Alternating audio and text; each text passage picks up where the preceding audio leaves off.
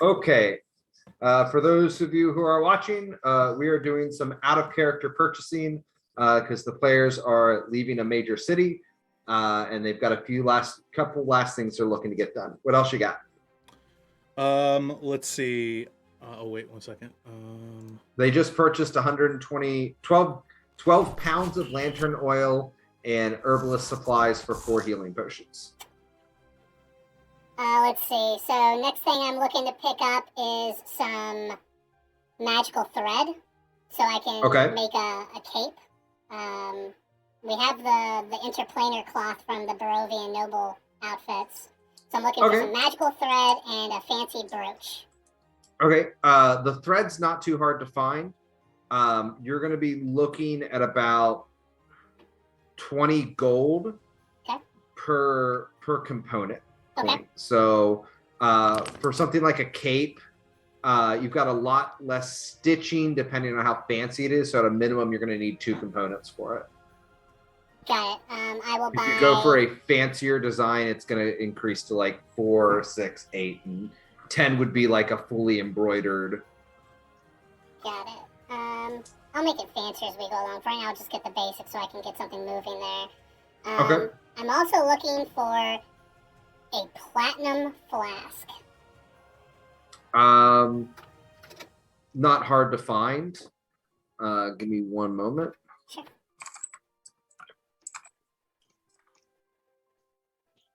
Yeah, platinum flask and some gems.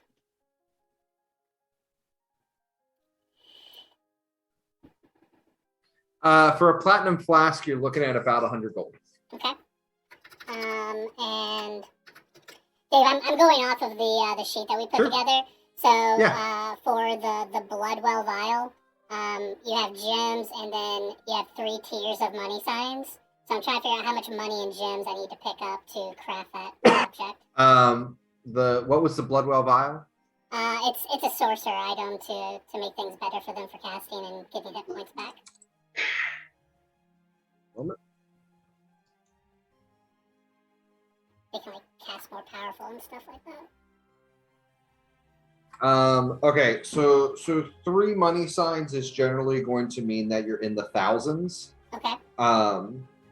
For something like this, I'm going to say you need at least for a +1, 2,000 gold worth of gems. All right, we'll have to come across that. I'm not going to drop all the money on that. Yeah.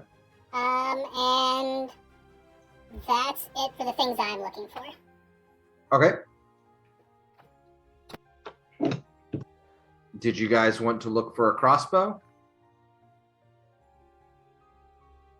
Yeah, I think we should just wait until we find something, unless Bob needs another crossbow. Because, I mean, at some point, Sprocket... Oh, go on, Bob.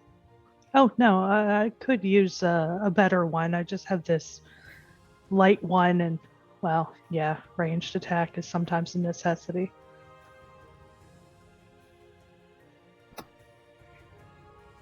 Party's call.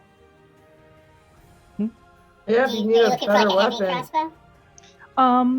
Maybe just a step up. It's okay. You're looking for something with a little bit more punch to it. Yeah. Okay. +1 crossbow. I want to say +1 magical items. I said we're going to be 1,000. If you wanted to do an additional amount of damage, it's 1,500. What about fancy armor or like not armor, ammunition? Like ammunition.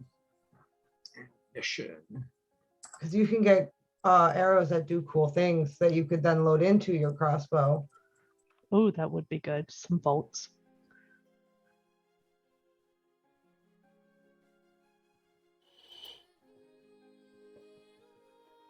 And that's a good way to get around different dragon resistances too. Yeah, I get like a half bundle of fire arrows and a half bundle of ice arrows or something like that. If we can find something that's enchanted that way. Yeah.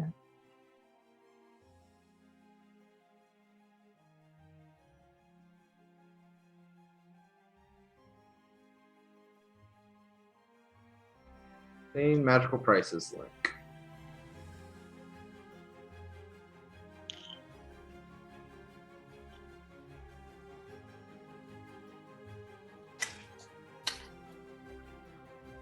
Really, I'm only as good as my gear. Don't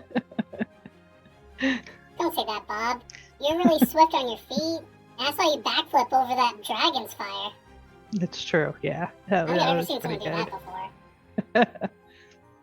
Okay, I am awesome. It's true. I'm just trying to be modest, but you know. There's no need for that.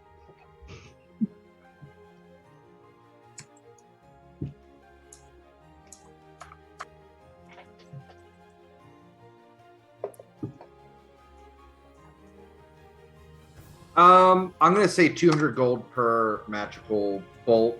Actually, I'll say 200 per 5 bolts. So you're looking at a cost of what, 40 per? That seems reasonable for a magical bolt. At a certain point, though, it does become more cost effective to buy a magical crossbow, which will make your arrows magical. Imbue them with the pluses. This. Yeah, I think it'd be better for us to enchant your crossbow, and then maybe we could buy a couple of like 10, like 5 and 5 of some arrows. That way you can have some elemental leanings if you need it in the moment. Okay. Okay, so. Oh yes, Sprocket. Can I have some pockets money? Sure, here's 10 gold. Thank you. Okay, so crossbow +1, and then do you have any particular elements that you want arrows of, Bob? Honestly, fire and ice sounds good, especially since what we're probably going to be going against. I mean, I was trying to avoid using my flame blade whenever we were going against the reds. So there's also arrows of slaying, which are 600 a pop.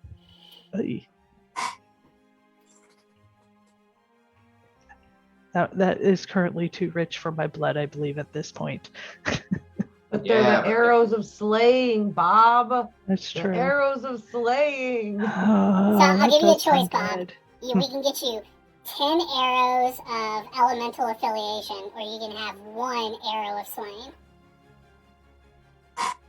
I will be honest, Bob. Your better bet is the arrows of elemental affinity, whereas Bimgog would be better for the arrow of slaying. Specifically because rangers have a significantly higher accuracy, and the last thing you want to do is miss with an arrow of slaying. Yeah. Okay, so 10 elemental arrows.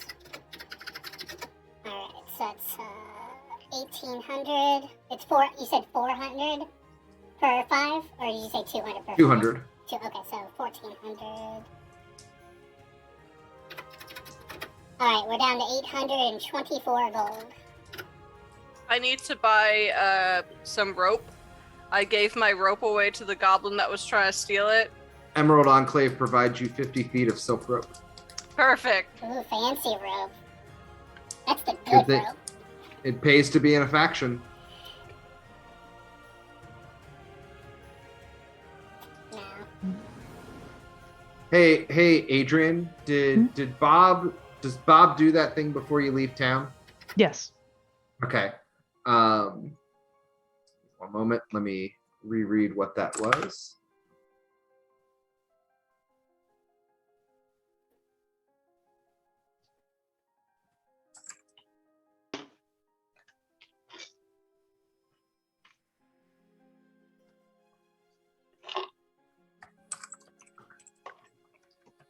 And just to confirm, Dave, you said that if I wanted to make the Bloodwell vial, even like the lowest tier of it would be like 1,000 gold piece gem. I want to say I said 2,000. It's 2,000 because it's okay, for the lowest a caster. One. Okay, got it. Yeah, because for weapon improvements, you're looking at a minimum 1,000. Yep. For a spellcaster improvement, because spellcasters are exponentially more powerful, it's 2,000. All good in Baldur's Gate. Don't worry, Alex, we'll find it for you. If you find any pretty gems, let me know. I actually have this, and she holds up a small emerald and hands it to you. Is it one of these 50 gold piece gems that we've been finding all over the place? I don't know. It just says small emerald. I don't know how much those are worth. It's your job to identify things. Small emerald, I believe you got it from the nymph. Yeah, it's 50. Yeah, it's 50. Yeah. Well, if we find, like 200 more of these, we can just smash them all up, and then I can definitely make something then. Okay, awesome. I'll keep my eye out.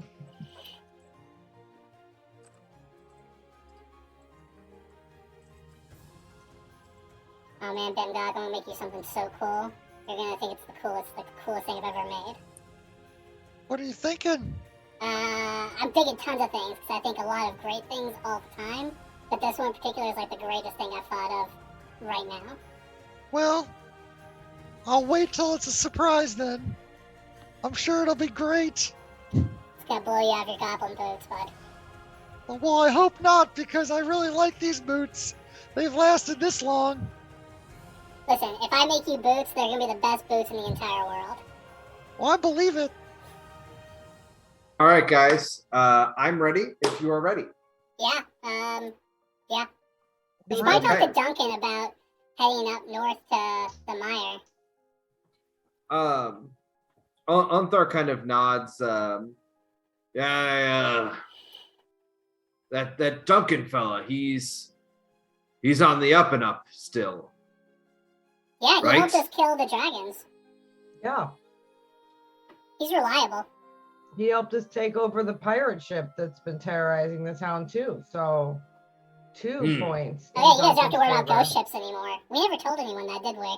No, well, we kind of showed up at an awkward time, so we didn't get to really tell anyone, but the ghost ship is taken care of. That's good to know. Yeah, so if there's like a reward for that, we'll take that too while we're here. I would say the fancy blade that Bob's carrying is probably a reward, and it looks like your druid got a very nice stick out of the ordeal. I don't think they All have sticks that. are nice sticks, but thank you. Yeah, Duncan's on the up and up. We like Duncan. Okay.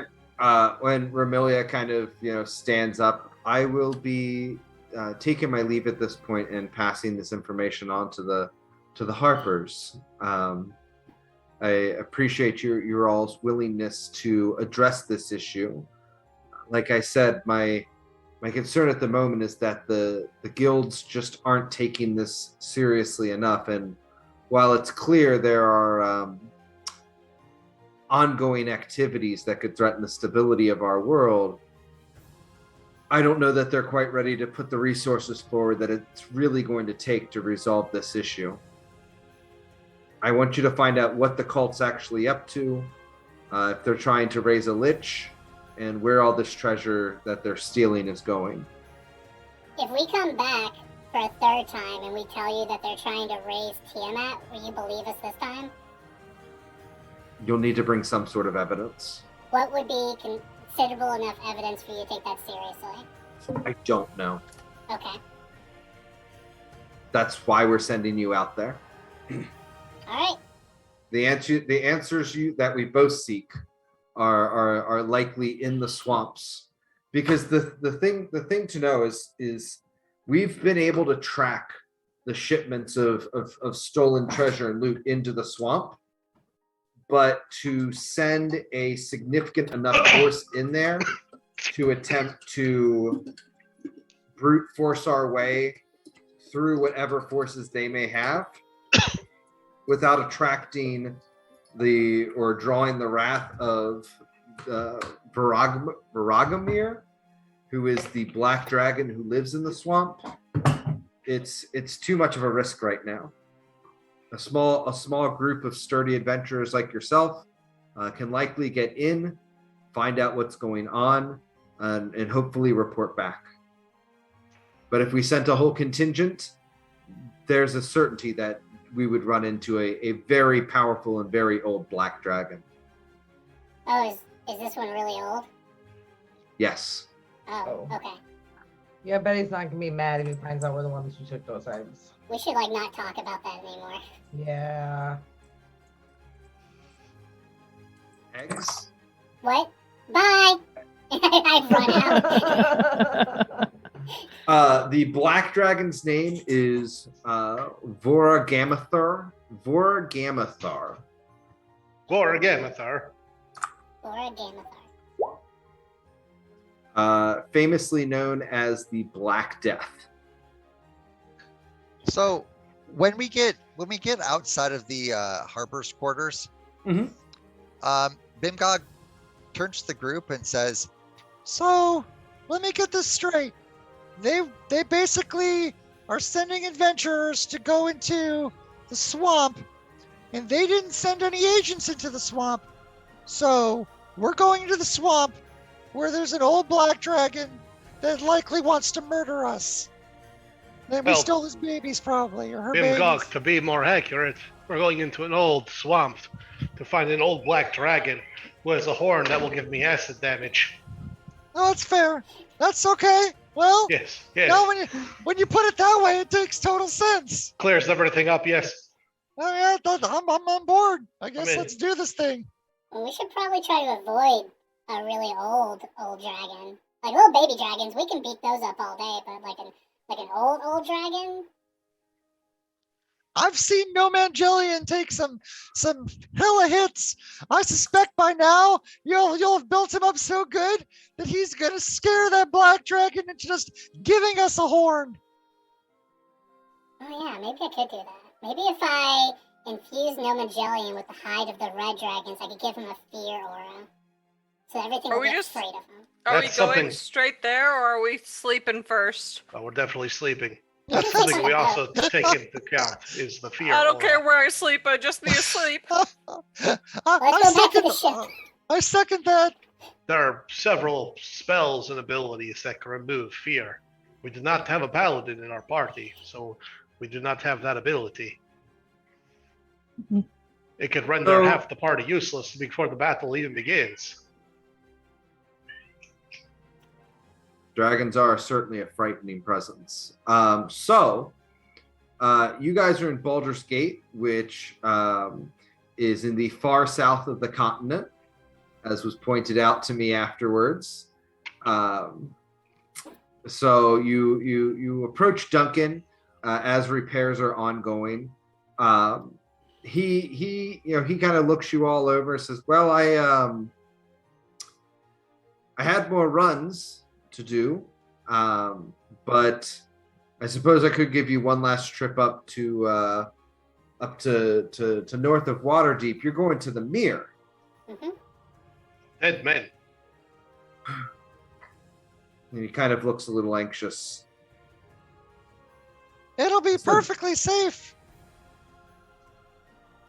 I mean, you could drop us off in Waterdeep if you don't want to get too close to the mirror. I'd rather drop you off in Thornhold. It's a bit closer.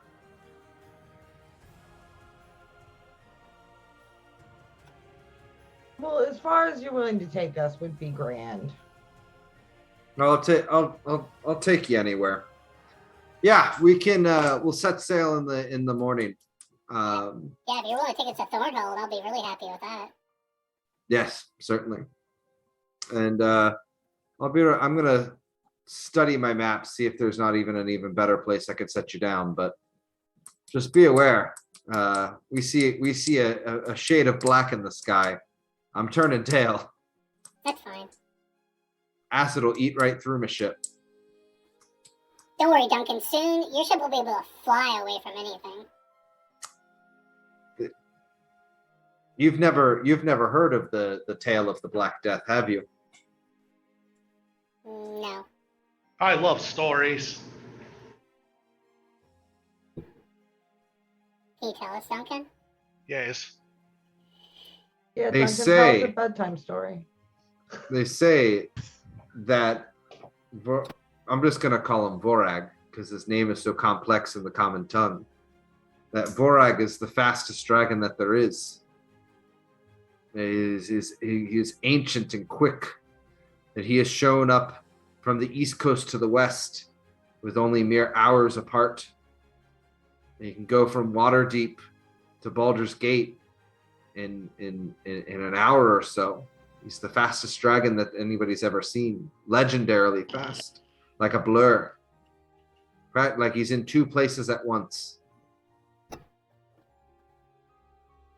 Maybe there's two of them. Probably two of them, because I don't think boy dragons can lay eggs. Eggs? Nah. I don't know. I mean, there's more than one black dragon in the world. That's true. Eggs can come from anywhere. Like chickens and goats. I don't think those If it- came from goats. You let me know when a chicken lays a dragon egg. Okay. I'll buy that chicken from you. For how much? Name your price. Good to know. I know people who would buy dragon eggs happily. How much would they pay for it? Just ballpark. Depends on the type of dragon. Probably somewhere between 10 to 30,000. Okay. So I was a little high. That's fair. That's on me, everyone. No, I think that's too low, honestly. I feel like you were in the right range, Sprocket. Well, Duncan kicks his feet up as he relaxes on the deck. You notice that there's a few new deckhands. They're humans, which is weird because normally Duncan only has not Kenku. Kenku and Eriko on board. But he you see them loading and unloading stuff into the cargo hold. The real problem with raising dragons is feeding them. Gets expensive real quick. I imagine brings down the upfront cost because most people don't want to manage the post hatching issues that you're gonna face. The upkeep cost. Overhead The upkeep. bitch. They tear up your couch. They do. I knew this one dragon, Charizard. He was brutal on a beautiful leather couch, just holes everywhere. Claws out, guns out. How long do you think it'll take us to sail to Thornhold? 3 days. Really? Mm-hmm. That's fast, or it's almost as fast as if it's just to go over to that village on the river. Yeah, I mean that was sailing upstream. Oh, that's fair. I didn't even think about that. Fluid dynamics Yeah. are not my forte. It's worth studying, especially if you want to make a ship that flies. Would I need to be concerned about fluid dynamics if my ship can fly? Have Would I you have to be concerned ever? about aerodynamics? He smiles and he holds out one of his wings, and you watch as he kind of lets it ruffle in the wind, and turns it so it flows up and down. And he says, "Have you ever been on the side of a boat, and you put your hand in the water, and you let it move up and down, and you make the water curve around it? Yeah. Air is just really thin water."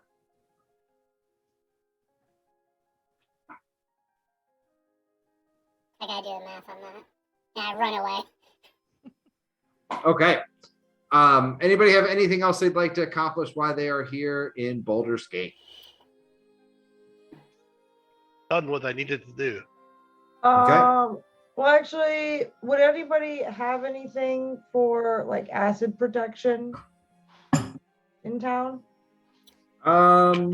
Maybe a You cloak? could look for a potion of acid resistance. How much are those?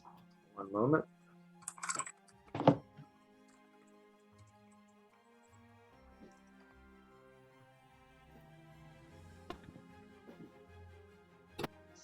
Um, 300 gold. Well, thank you for your time, and I'll go back to the ship. We're doing this live.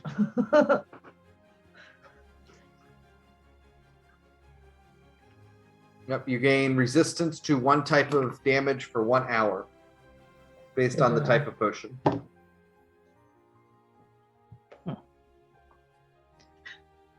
Well, I guess Okay. we're just going to have to be really agile. We'll be fine. It'll be You okay. certainly have the party for it. Bimgog running up the dragon's paws and Bob doing backflips over flamethrowers. Well, it's true. So, okay. So morning comes, your night's uneventful. You guys, you wake up to the boat already setting sail. Does anybody have anything that they want to do? You have 3 days worth of downtime. Yes. I am pulling up in the forge room Okay. to work on these magical capes I'm making. Okay. Which capes are you making? I'm making Cape of the Montebank. I'm making 2 of them. Okay. And you have the materials for both. Yep, I've got the interplanar cloth, I've got magical thread, and I got the gem and brooches. Okay. Are you doing this with as an artificial infusion? Nope, I can't. Oh, okay. Making I this, would. live. All right. One moment. So this is the first time you've really created a magical item in what we would say would be by the book. And most of your tinkering is quite literally that, it's tinkering.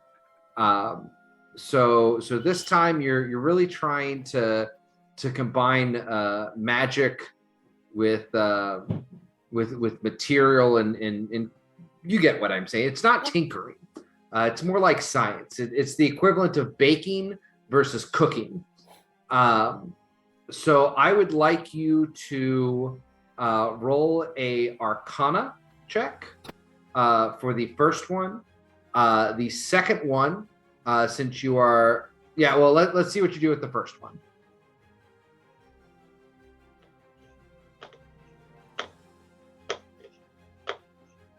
Are you having anybody assist you? Is anyone here a pretty good weaver? How do you know if you're good at weaving? You ever weaved anything? You would have a skill set under tools, weaver's tools. Or tailor's tools? Or tailor's tools. Actually, Alex, you can help me. You may not know how to weave, but you can help me with the magical infusion part of this. Oh, I can help you with that. You're right. And Alex cast Dimension Door. What?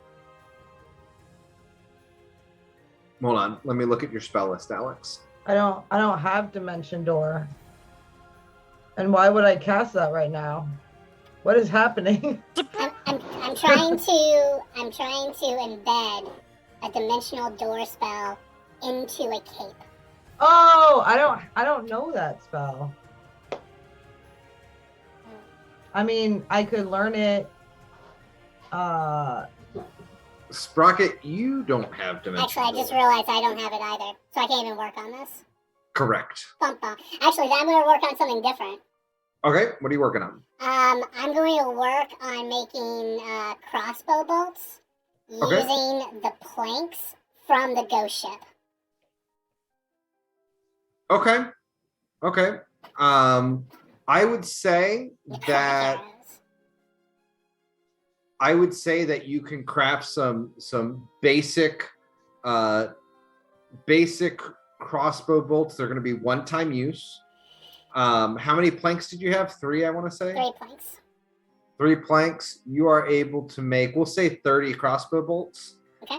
They will do an additional 1d4. Okay. Of necrotic or just magical? Of necrotic. Damage? Okay. Give me a roll anything to see if I pull it off. Yeah, let's do it in 3 batches. So give me your first Arcana check.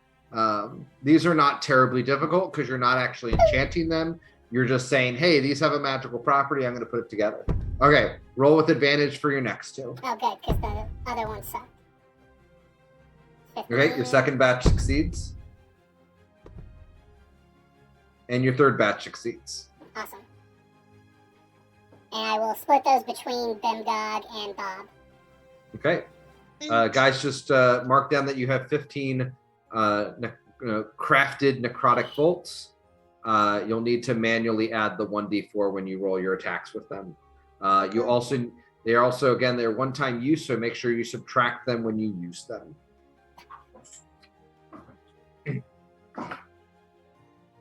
Okay, anybody else? Yes, takes all 3 days. I'm going to take 3 days to train Gog with some other tricks. Okay, what are you training Gog? Come, which is not going to happen. Nope.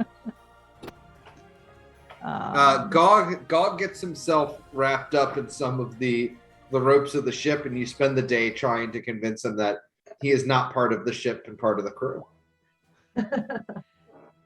No. He's still not fully grasping it.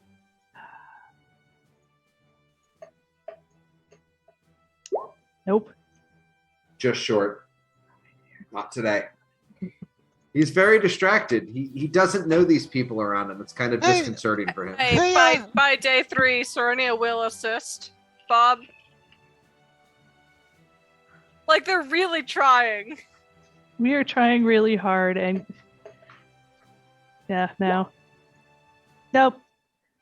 Wasn't meant to be. Bimgog. I was going to do the same thing that Serenia was doing, but Serenia But you got should to have done it first. on day 2. Do it on day 2. Do it before me. You guys need to declare that you are assisting with an action before the dice is rolled. Sorry, they rolled really fast. Okay. Working on anything else? Oh, you spend the 3 days working with the materials that you have and finishing that set of clothing, Bimgog. Awesome. That's exactly what I needed. During that time, you hear Alice talking about these people that she's never seen before, and she's very grateful for the pretty dress that you are making her. Oh, you're welcome, Alice. Alice, I have a question.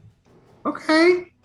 So, we're going into this swamp, right? There's going to be like this old black dragon named like Vargo, and yeah, he's supposed to be really, really fast and whatever. But do you think that he's just mean because he doesn't have any friends? Probably. Like, do you think maybe there's a chance that we could even talk to him? You can always give it a shot. I mean, dragons like shiny things. Well, I don't know if that's going to be an option. Like, we need shiny things too. But I'm just saying that maybe we can figure out a way to, like, not get eaten by a dragon in a swamp. If you get any ideas, let me know. Because I really don't like the idea of, dying again. I would say that somebody with your skills and talents could probably use a variety of your skills to tell where certain dangerous monsters are and avoid them. I mean, I guess that might work. Really fast, Alice. Really fast. You are. You're so fast. No, he's way faster. He apparently can. He moves. He moves like a magical teleporting storm. He could be everywhere at once. Could just be casting teleport. I don't know if dragons can do that. Dragons can totally cast spells. I'm learning so much. Where do you think Alex gets all of her magic from? That totally makes sense. Alex is a dragon. That totally makes sense. That's not. I don't think Alex should see your dress, because dragons get really mad when they see other dragons wearing their skin. Maybe we should ask her. Maybe. I basically like kind of hide Alice behind me, and I try to find Alex. Alex. And Alex, this entire weekend or 3-day period, you've been seeing like him talking to a doll, and you're not hearing anything. He's holding full conversation. I'm well aware what is going on. Hey, Alex. Yeah, Bimgog. Alex. What's up, buddy? Is it? No, I don't want to alarm you or anything, but do you get offended if like there's somebody else that was like wearing your skin and like walking around and having conversations? In my skin? Yeah. I suppose I'd be a little upset about that. Bimgog, who's taking people's skin? No one. Yeah, no one's taking anyone's skin. I'm just trying to ask, get a feel. Is everything okay, Bimgog? Yeah, everything's fine. I'm just, trying to learn about dragons. What does my skin have to do with dragons? Well, I'm just, because dragons get offended if other dragons are seen wearing their skin. And I don't want to offend you. Are you talking about the dragons that me and you just skinned like 2 days ago? Well, yeah, the same ones, but I don't want to like walk around in some dragon skin. What, do you think I was gonna skin you in your sleep or something? That's what you said. That's totally racist. Well, goblins don't all skin everybody in their sleep, although most of my brother kind of do. But that's different, because we're learning, we're trying. It's okay to use the red dragon. What about leather blue dragon? As long as it's not my skin, I think I'll be okay. Okay, good, we're all fine. And then I basically pull out Alice and I put Alice like right in your face. Hello, Alice. You hear a voice, Alex. Hi. I shake the little doll's hand. Nice to meet you. You feel it shake your hand back. Oh, Jesus Christ. I take a shot of whiskey. It tastes very good. That's a very pretty dress that you have, Alice. Thanks. She's ready for dragon fighting. Yeah. I'm gonna go drink with the crew now. Okay. Okay, Alex. Who are you drinking with? I'm gonna drink with. Well, actually, do the new guys hang out with the old guys, or is there a clear divide? They seem to be hanging out with them. Okay. Well, then I will continue to hang out with all of them. Oh man, that's a terrible roll. But I will do as I do, and I will just hang out with the crew and, play card games and deck bowling and provide alcohol. Yeah, they'll hand you bottles of whatever they're drinking. The bottles get passed around. Nothing too crazy happens. You play some cards. Seem like some sailors. On the second day, I'm gonna try to get 5 other people to play bottle roulette with me. Okay. Because I have 5 half-full bottles of alcohol and 1 rancid bottle of alcohol left. And I want to put them all in bags and play alcohol roulette. Okay. I tell them what was happening beforehand. I'm not gonna Oh, they're on board. They love the idea of this game. Fantastic. Give me one moment. So the first guy grabs a bottle, shoots it back. Whiskey. Second guy grabs a bottle, shoots it back. Whew. That's some strong vodka. Your turn. Roll a D100. Or sorry, a D60.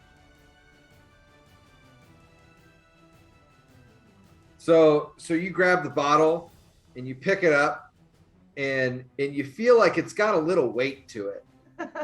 Oh no. How do you want to drink it? I'll just do a quick shot of it. I'll do a healthy pour just like everyone else did down the gullet. Roll me a Constitution save. Yep, that was coming. It is rancid. You feel the chunks pour into your mouth. The whole crew is just losing it. You quickly make your way to the side of the ship and you are just projectile vomiting. You will be you have disadvantage for the next 24 hours, but you're going to be on the boat. So that's why we were playing that on the second day. But the rest of them drink the rest of your booze. That goes pretty well. Crew seems to be taking a liking to you. Good. I'm generally just gonna keep an eye on them, especially the new guys, because I have my suspicions, but I'm not gonna say them out loud because that would be rude. Okay. What are your suspicions? My suspicions is that these are cult members. So late at night on the second night, one of the guys actually comes to check on you because you're laying down in your quarters trying to recover. How you feeling? I'm doing a lot better now as she's holding another bottle of liquor. Yeah. You and he holds his hand up like this. He's like, how many fingers am I holding up? All of them. Was I close? Yes. Yes, you were. And he just kind of ducks away. Okay, goodbye. And Alex will How do you wave to him?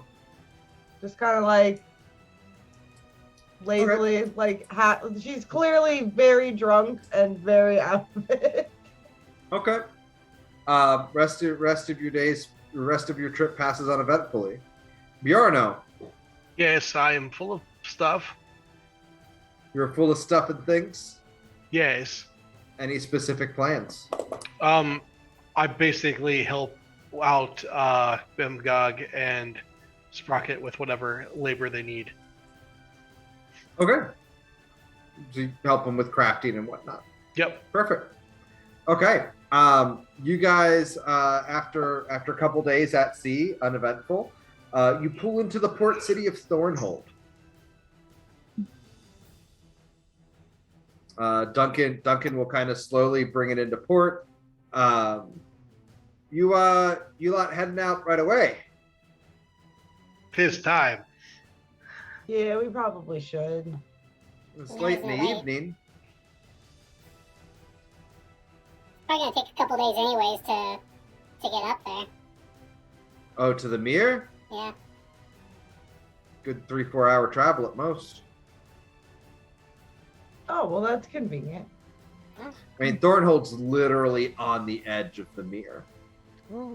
Now, as far as where the stronghold is, you guys have a little bit of intel there. You do know that they have been going up the Sword Coast. Now, the Mere of Dead Men, it kind of swings. The road kind of swings wide around it, and something that, and actually, who is proficient in history? Bjorn though is. I'll take history checks from anybody proficient. Alex, you're still not feeling well. Damn. Bjorno and Sprocket, you know that the road that goes around the Mere of Dead Men has actually been rebuilt multiple times, as they've had to keep expanding it around the swamp as it's been growing. Why you shouldn't build on swamps.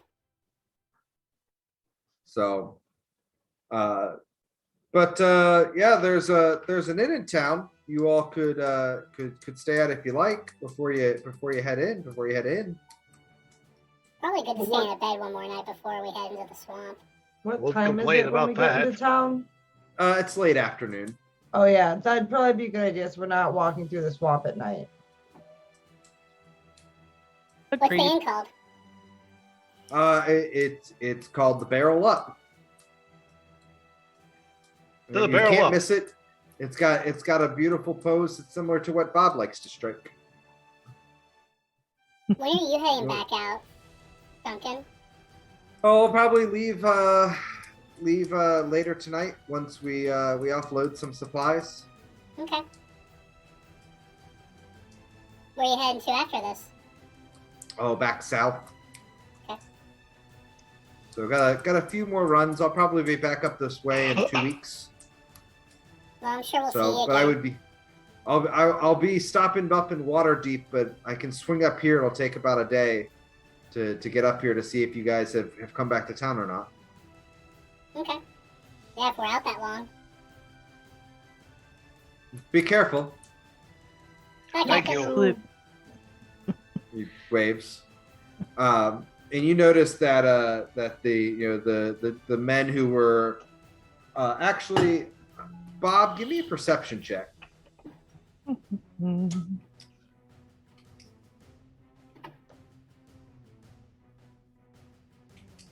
Something I am hyper proficient at. Woot! Boom. You notice that the non-avian crewmen get off the boat here. All right. I'll give a heads up to my companions. Like, this is What do you say? not I just sort of do a little head nod and go, "This isn't normal." As they're leaving and heading off. Do you think that maybe Duncan's crew might have been a little racist towards them? You know, because they're not bird people? And they didn't like it and hurt their feelings? No, it's not the first time that humans and non-avian have been hired on that ship. Maybe But let's go have a I'm drink picking at up the what you're putting inn. down, Bob. I love this plan. Let's leave this exact spot and have this conversation later. Around the drink. Not here. With a drink. Okay, We'll head to the tavern. cool. So you guys go to Barreled Up. It is, it's not a very big town, but it does certainly have a fair number of people in it. You're probably a small town, as it were, and the.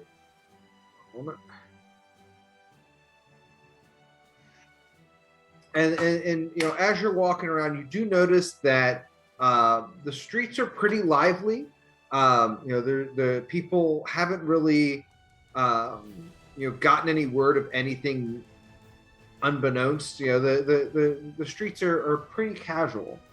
You get to the bar, it's a lively joint. There's many people drinking, many people enjoying their time. You're able to find your way to the bar front without any trouble. I'm looking for nerds. Nerds, roll perception.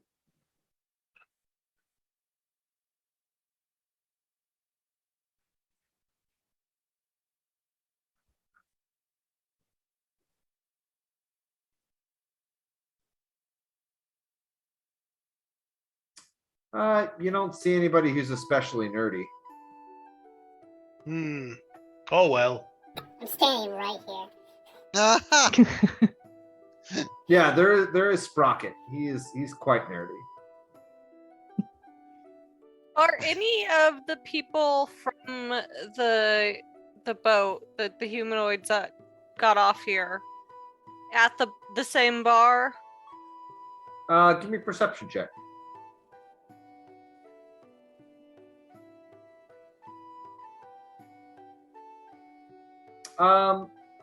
You think you see one. Looks like he's at the far side of the bar away from you, ordering drinks. All right, I'm gonna focus in on him for the next, let's say, hour while we settle in and get sorted. Okay. Like, that's where my attention's at. Okay, that's fair. You can. What are you looking for?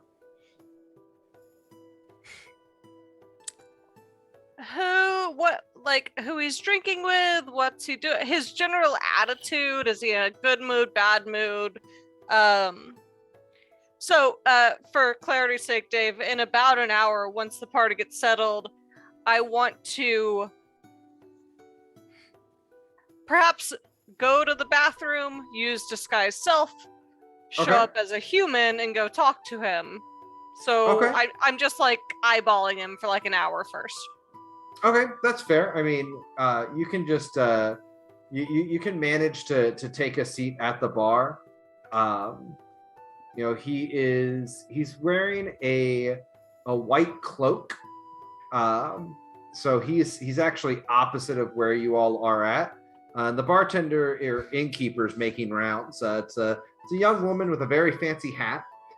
She's got kind of spiky hair, multiple feathers sticking out of the hat. Seems to be pretty jovial type.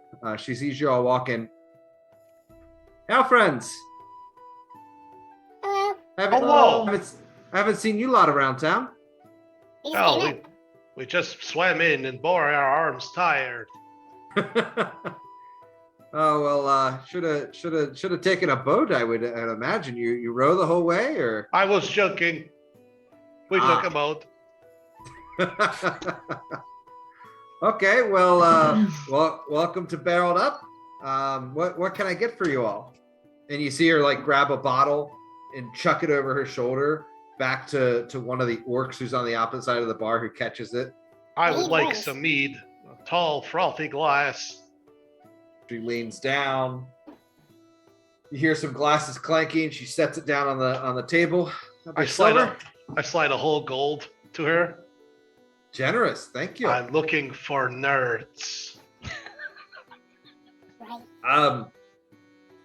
There's one right next to you. What type of nerds? Taller, more interested in maps. Cartographer. I like maps. Yes. You don't have many around here. You might try Waterdeep. I am also right here. Oh. Yes. Do you have a map of the area? I mean, there's the map on the wall of the Sword Coast, but it's not very detailed. I'm looking for a detailed map of the area. Where are you heading? That you need a map. Well, we would like to plumb the depths. We are adventurers and here to explore. I can pick that up from what you're wearing. Yes. Where are you going? Into the mirror. And the bar gets really quiet. You're going to the mirror.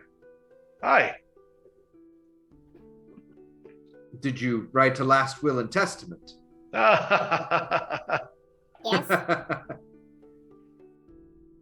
Well, you can buy as many drinks at this rate as you like. But okay, and the bar starts talking up again. Young Master Gnome, you needed a place. Yeah, I need rooms for my party here.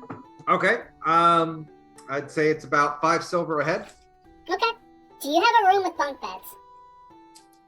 Yes. Okay, that'll be mine, Bimcog's room. All right, yeah! Everyone else can have their own room. Okay.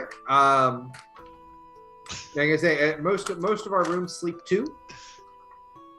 So if you all are willing to double up, you'd only be at a golden 5 silver. Okay, we'll do that. And I push the coins over to her. Okay. It's all in copper. She looks down at it, starts fucking counting. Pours it into the register of holding. So, what do you know about the mirror that makes you think that we need a last will and testament? Well, is it as of dangerous? late, people go in and they don't come back out. Maybe they're just having such a good time that they don't want to go home. Maybe. I've seen a lot of, and she kind of leans in. She's like, I've seen a lot of traffic going in there. Carts, wagons, people. But they don't come back. Were they flying a banner? No. I bet they're just having a big party. Well, they should have invited me. They should have. That was rude of them not to. If there's a party, we'll let you know. We'll get you in. Fair enough. Hey, Bob, you want to be roommates? Yeah. Let's do it. Roommates. Bjorno, do you want top or bottom bunk? Oh, I'm a power bottom. All right, I'm gonna put the mattress also on the floor. We do not need to break this thing. No, not tonight. She looks up at you, Serenia. That would be appreciated. What you two do in the privacy of your room, I don't care. Just don't break the furniture. Are there any common dangers in the mirror that people talk about, like the local huntsman or anything? Yeah, I mean, some hunters go out there from time to time for croc. There are some lizard folk who live there. Rumors of shambling mounds and Yonti. And giant frogs that can swallow you whole. Oh. There's the Black Death, but everybody knows about him. And some crocodiles. Well, I don't know about him. Who's the Black Death? That person? The dragon. Oh. I will be right back, guys, if we want to take a quick 5-minute. All right.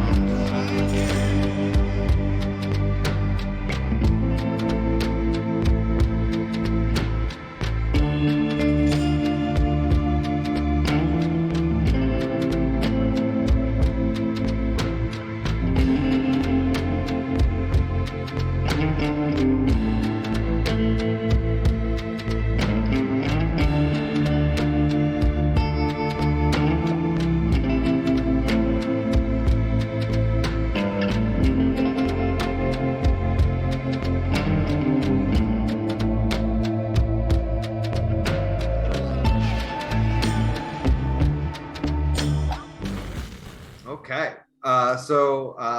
Bob, you are now where Bob is at. Rest of the party, or Serenia, you had a plan. You've been watching this fellow in white as he has kind of moved around. He's now moved. He's talking to these lizard folk. All right. How many entry and exit points are in this bar? I mean, there's lots of windows. No, I'm talking doors. I'm not going through a window. There's a front door down here. There is a commode. There's some storage back here in the kitchen. And then there's a private room, as well as the upstairs, which you do have access to the upstairs. Where has people been coming and going from? Are people coming and going from the bar through the front door, right? Generally, yeah. Most people are, there's a few people going up and down. A couple people at this table, you notice have gone up and changed into more comfortable clothing. Generally, anybody wearing armor at this point has mostly changed down to a gambeson as opposed to full plate, things like that. Okay, so Serenia will tell her party, hey, I'll be right back. I'm gonna look into something real quick. No worries. And then she's going to walk out the front door. Okay. Walk around the corner. Wait until people aren't necessarily there's not someone actively eyes on. Sure. You can find a dark alley. Yeah. Disguise self as a human. Okay. And then 30 seconds later, walk back into the bar. Okay. So, and then door, and then coming up here. Okay. Well, how can I help you, miss? Could I get a beer, please? Sure. 5 copper. Pulls out a warm bottled beer, slams it on the counter for you. Yeah, she'll happily pay it. She'll take her beer. She'll look to the guy next door. She's like, "Oh, hi. What's your name?" Clyde, how are you? I'm good. I'm new here. Yeah, well, I can show you around. I'm one of the town guard. What's your name? Mel, nice to meet you. Mel, nice to meet you too. I'd buy you a drink, but you already got one. Oh, I don't need someone to pay for me. Thank you so much, though. Guy's got to do what he can do. What's a pretty thing like you doing in a rundown place like this? No offense, Jem. Jem's like, fuck you, Clyde.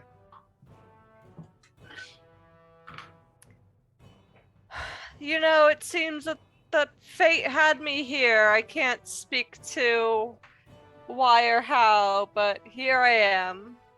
Yeah, I was gonna say, you ain't local. You traveling? You with one of them caravans rolling through? Oh, I'm not with them, but yeah, I am just passing through. I've heard of some unrest. A little bit lost, if I'm being completely honest, but keeping a good face about it. Oh, sure. Well, I mean, morning comes, I can certainly help you figure out where you wanted to go. Are you traveling alone? No, I wouldn't say that. I saw the whole bar seemed to get a little quiet earlier when the tall man over there mentioned the moors. What's... Oh, the mirror? Mirror, yeah, the mirror. Yeah, we don't talk about it much because we don't want to invoke his name, and the last thing we need is a big dragon coming down on us.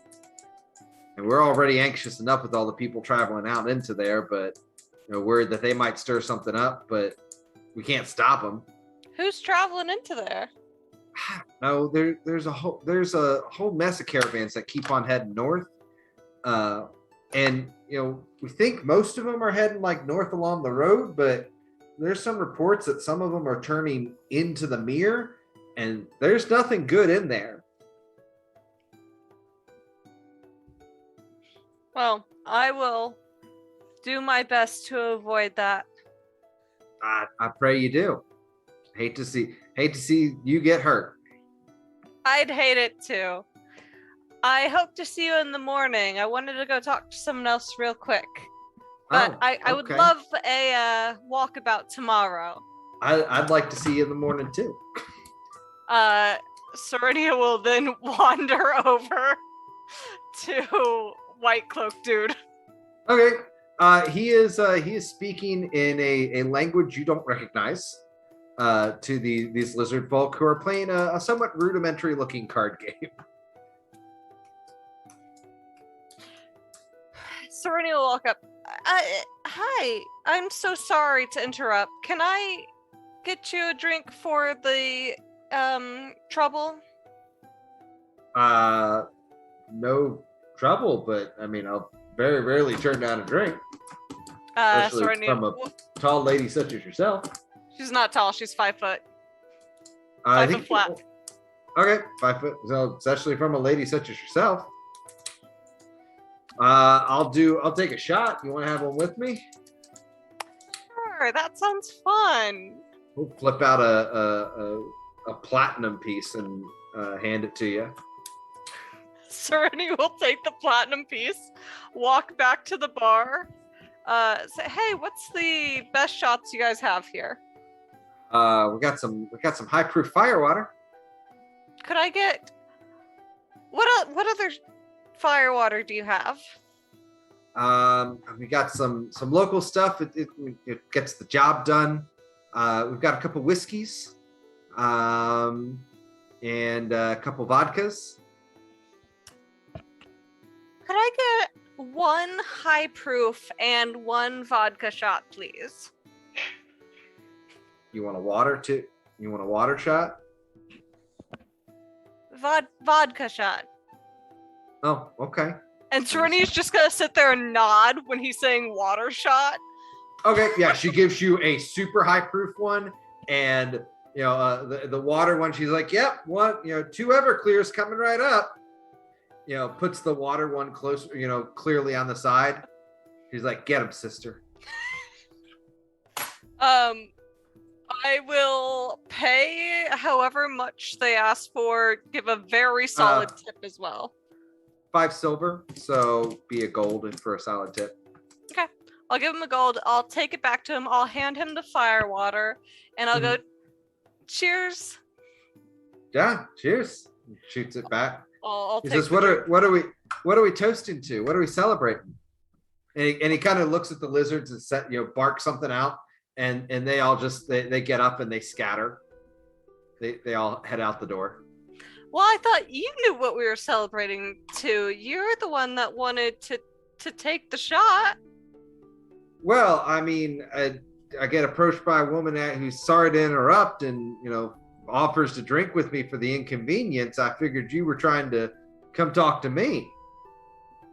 I mean, So I suppose we're celebrating to meeting then. I could get behind that. Yeah. I was a little bit concerned. I saw you get off a boat, and it seemed like you were staying here. But this isn't necessarily a place to exit such a nice ship. Oh yeah, I'm heading north with some friends. We're doing some adventuring. We're adventurers. Oh, you mean north into the mire? I heard that a lot of people were going up that way. No, we wouldn't go to the mire. That place is dangerous. I mean, not that we would be afraid of danger. We're certainly strong adventurers, but we're going to be going even farther north, up into the mountains. We're going to go on a hunt. Oh, what are you hunting for? Troll. Rumor is there's a troll around there that's been terrorizing some people. Serenia's gonna cast Charm Person on him. Okay. One moment. Let me see if I can pull it up for you. Oh, so that's Charm Person has both verbal and somatic components. Yes, I am verbally charming him.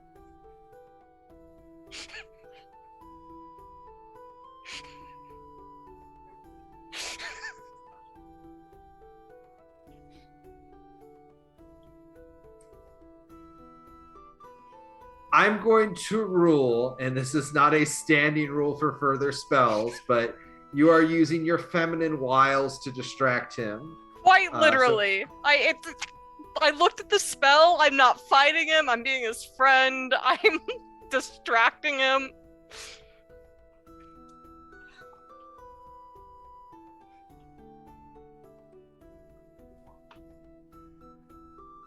Hey, what?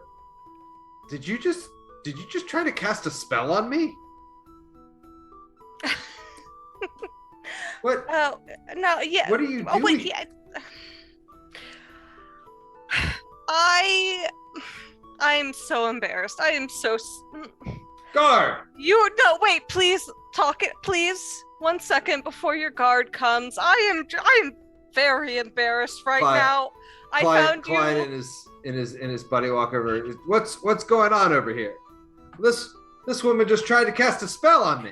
I wanted him to like me more. I promise I will. Anything. I was just trying to be charming. I understand that I'm not good at that. I am so sorry, sir. Princess pain in my ass. Specs in there. Make a persuasion at disadvantage. Hey, Orno, look out! There's crazy wenches in the bar trying to charm people.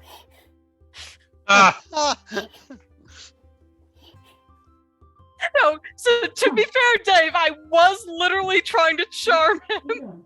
Come on, what are you doing? Why don't the two of you Archie. keep separate and you miss? You go casting spells on people without their consent again. You're going to be spending some evenings behind bars. You're right. I should have his consent.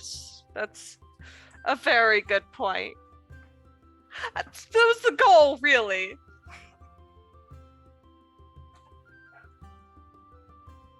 You best be stepping away, miss. I wonder if she's a succubi like the last person that tried to charm you, Bjorno. The guy. Serenity will step back. She will apologize profusely. Yeah, well, you should apologize. No, you're right. I'm just bad at this. It's the alcohol. I'm not good at this. Anyway, good luck with the troll, sir. And she's just gonna leave. Okay. I'll actually give like 5 seconds if he says anything. But Okay. if he just sits there and, yeah, no, she's gone. Yep. You walk out the bar? Walk out the bar, walk back around the alleyway, become actual Serenia again. Okay. And like a minute later, come back in as Serenia. Okay. You all watch all this happen. You don't necessarily know that it's Serenia as the woman, although when she comes back, you can kind of put 2 and 2 together. Hey, Serenia, look out! There's succubi in the tavern charming people. Again? They're always in the tavern charming people. Gemma's like, I dated a succubi once. Yeah? Yeah, best night of her life.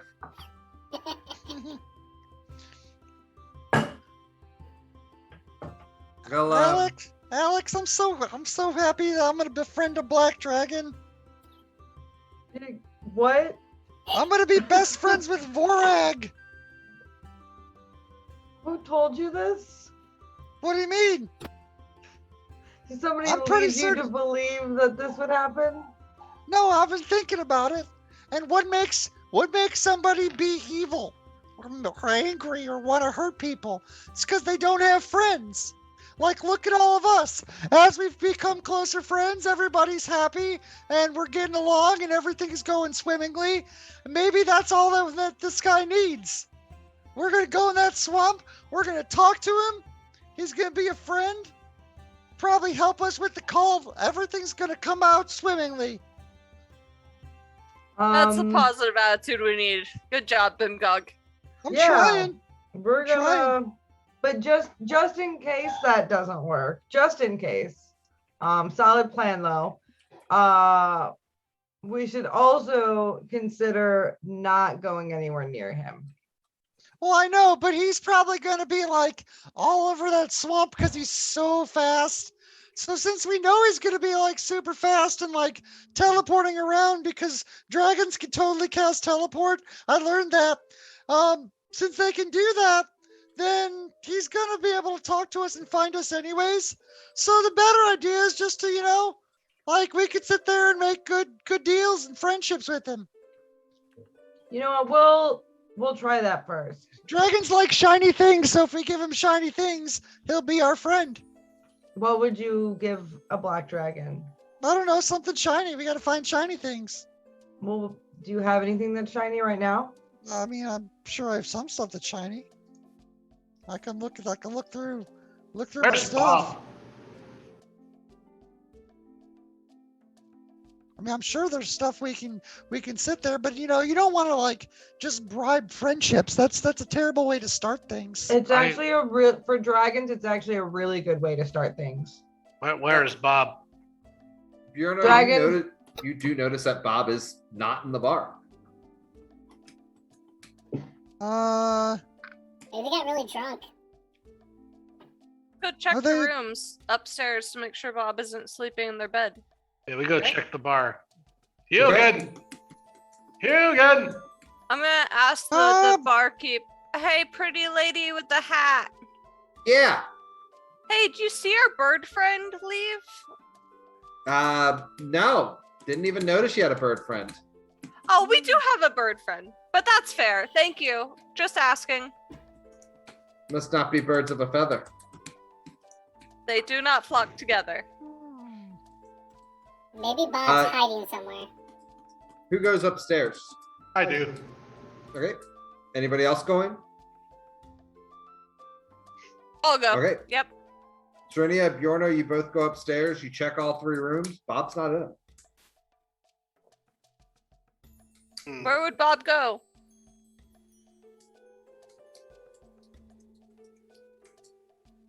Maybe to Duncan's ship? I don't know where else Bob would go in this town. Maybe he forgot something on the ship. Maybe he forgot Guys, something on. You guys do remember Duncan saying he was going to cast off right after he dropped you guys off. Like he wasn't planning to stay long. Oh, that's right. Well, we 'Cause he can see didn't if offer the a ship place is for you to there or sleep. not, and then go from there. That's Ship true. still there, check for Bob. Ship not there, we're fucked. That seems like a good start. Let's take a look. I'll go. I can go check for the ship. We'll be back Okay. later, Jim, and we leave. I stay at the bar to keep all their tabs open. Okay. Serenia, you want to come with me? Who's going where? I'm going. I'm going. Bimgog, are you going? I mean, do we all want to go that direction? Or do we Yes. wanna... Okay, Okay, I'm gonna stay with Alex then, because we're not leaving her alone. I agree. What is the worst thing could happen? I'm just in my natural Death. environment. Death Hello, is cultists. the worst thing. But if the three of them are going, I can stay with you. I'll have a drink. Come on, I'm not Okay, I'll have a uptight. drink with you. Honestly, I think Bob's fine. to be We don't honest. want No, no. anybody to take your skin, Alex. Is the last thing that you hear as Bimgok leaves the room. She's not a normal druid. She's a cool druid. She can have a drink.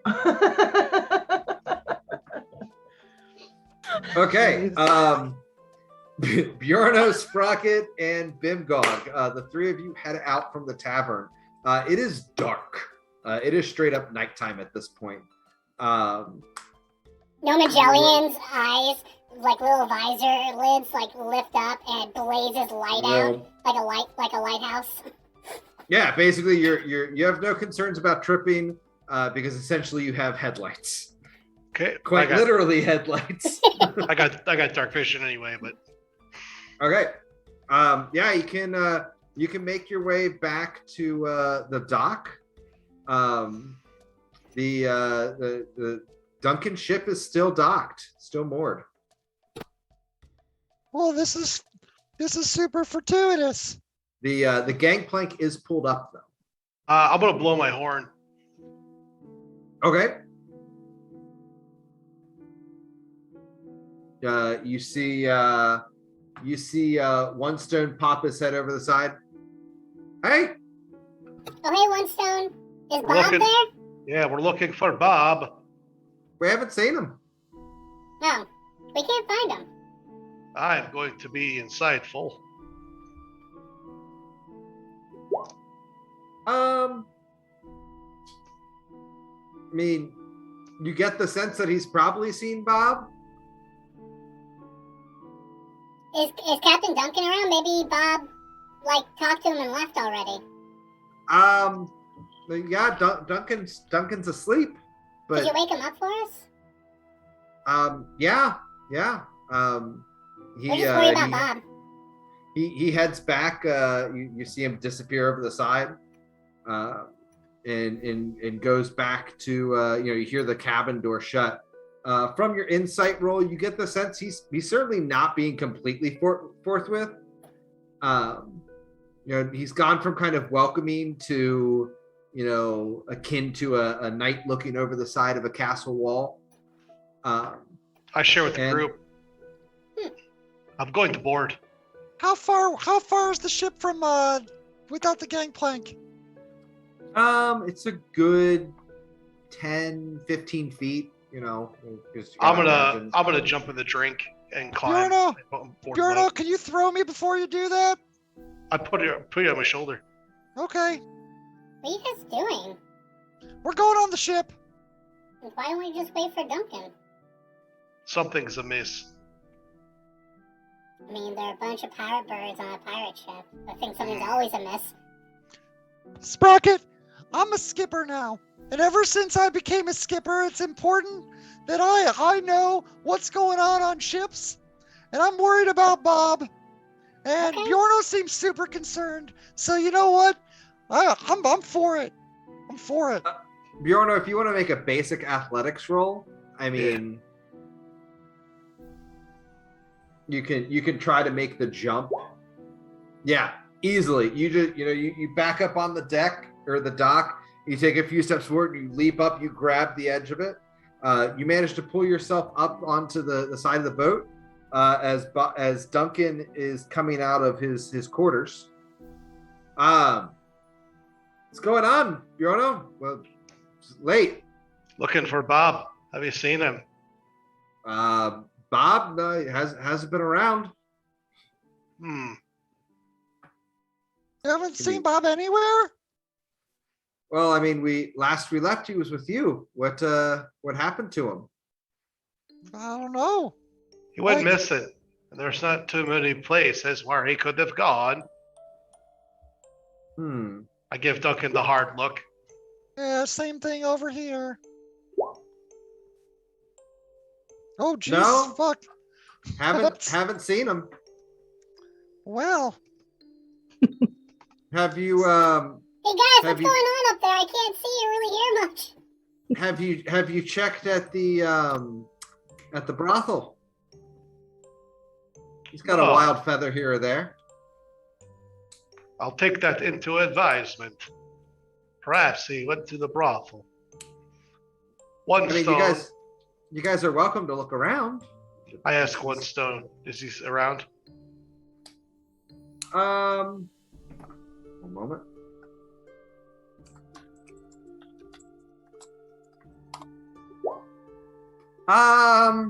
Yeah, Bob's not here. I don't see him. His voice kind of cracks, which is unusual for a Kenku. They've normally got that perfect mimicry.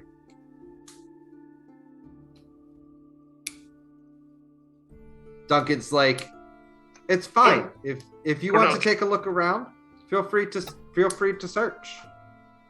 Hey, can someone lower the gangplank so I can join the conversation? One stone lowers the gangplank down. I walk up.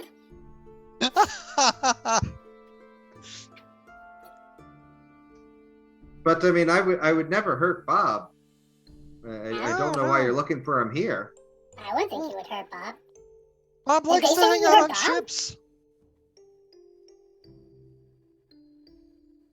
I mean, he's telling the truth in that statement. One eye you can tell, or One Stone you can tell is nervous. Duncan's keeping it cool. Well, I think it's best if we head to that brothel. Are there any other people on the deck? Nope. Thank you for your time, Captain. Is it weird that there aren't any other people on the deck? Like, we've been on this boat for a long time. It is not, because with the humans offloaded, it's literally Duncan and three other crew. And that's all they need to move the ship. As we're getting ready to take off from the ship, I want to make mention to One Stone quietly. Yeah, it'd be an awful shame if you didn't tell us what we needed to know, specifically the skipper of the dread ship, because bad things can happen to people sometimes. As Bimgog's just kind of leaving the ship. Roll an intimidation. This will be awful. Maybe not. That's not awful.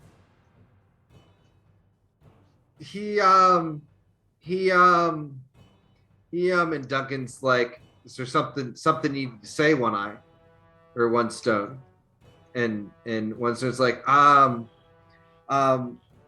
Captain, the ghost ship isn't. Bob's fine. He's fine. How do you know if he's fine if you haven't seen him? He's a strong lad. What's going on? Nothing. I'm tired. I'm gonna go to bed now. You're gonna be a lot more tired if you don't keep talking. Duncan's like, go to the brothel. Yes, I think it's best if you all leave and go check out the brothel. All right, but as I'm leaving, it's important to know that if anything were to happen to my friend Bob, then something bad will happen to somebody else. As I leave the gangplank. Okay. He did offer to let you guys search the ship. Yeah, he did. Giorno picks up things. Okay. Where do you guys go? To the brothel. Okay. As we're leaving, though, Yeah. as we get to the bottom of the pier, I'm Yeah. going to tap 3 times on Nomangellian's shoulder. And Yeah. at his foot, a little plate slides up, and a little mechanoid spider steps out, my homunculi. Yes!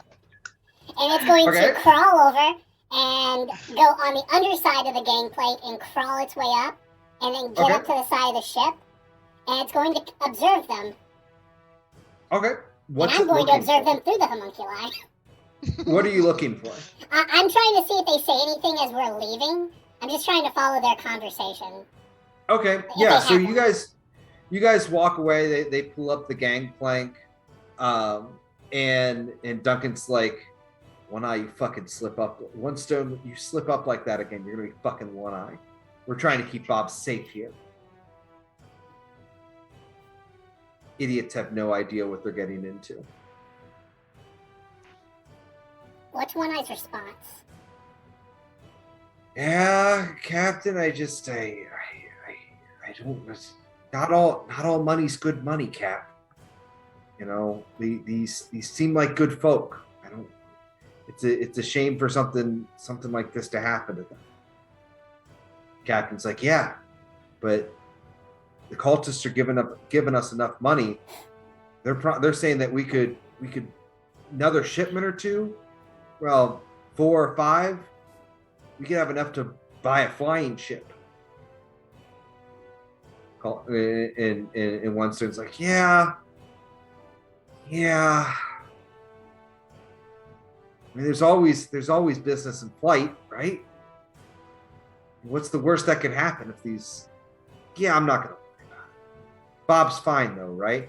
And Duncan's like, yeah, he's good.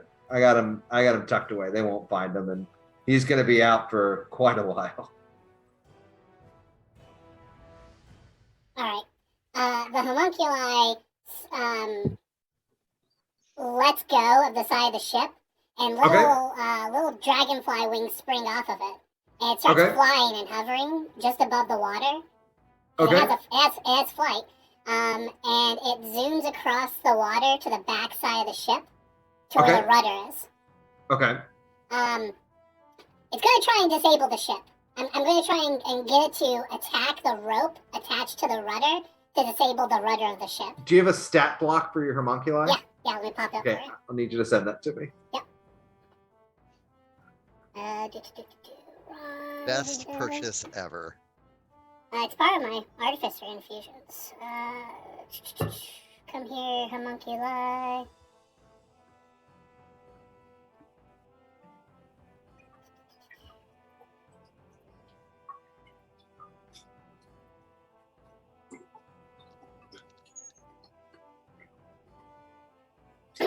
While this is going on, Serenia and Alex, what are you guys doing?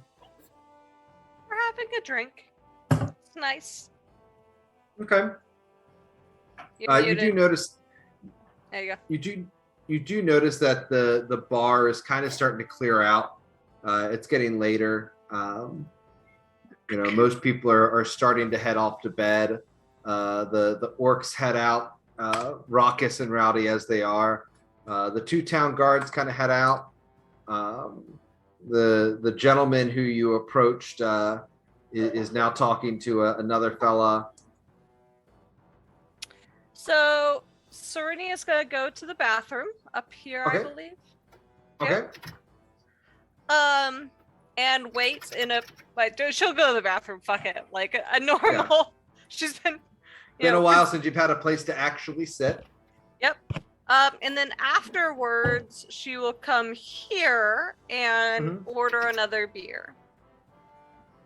Okay. Yeah. Gemma's like, all right. Yeah. Last call. 5 copper. Thanks. The guy's looking at you. Goes back to his conversation with his buddy. I actually have a question for the bartender. Yeah, what's up, doll? I'm gonna need like 6 bottles of a variety of liquors. You just making some okay, yeah, I can do that. I mean, I figure if we're gonna be adventuring, we might as well travel into this with a full bar. Yeah, 20 I can do it for 10 gold a bottle. 2 vodkas, a whiskey, a rum, a very hard cider. A very hard cider. Yes. Interesting. I bet Fiona would like that. Think apple juice plus moonshine. Fiona will definitely like that. I will take 2 of those. And then whatever she'll get 2 of those then. Yeah. Okay. How many did you say? 10 each? 10 each. Okay. I'll pick out a variety of 2 bottles of cider. And what's your best fire water? Like your best fire water? Probably that cider. Okay, cool. It's a fire water base.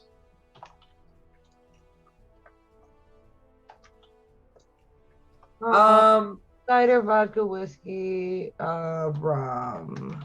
Wade, I'm gonna say it does not have the brute force strength to damage the boat. You can't just force strike. It's a little phaser pistol at the rope. It could damage ropes. Rudders would be the problem. The rudder's held by a chain. Okay. All right. Well, I tried. Yeah, I like the idea. It's just it literally it can pluck away at the wood, but the problem is it's also going to make a lot of noise. Yeah. Checking one last thing here.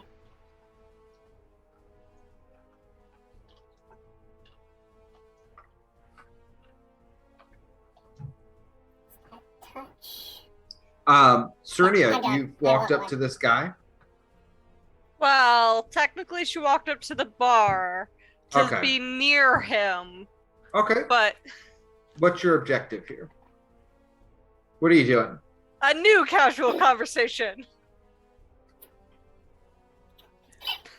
Can I help you, tall lady?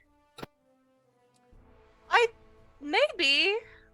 We came off the same boat, I believe. Yeah, you rode in with Duncan. Yeah, I was the real tall lady.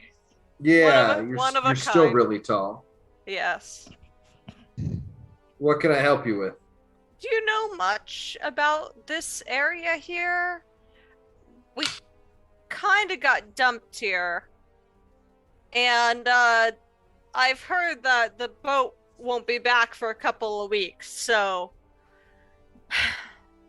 I think we're gonna be here for a bit. I'm just traveling with my caravan, with my group. So you've never been through here either? Nope. That's fair.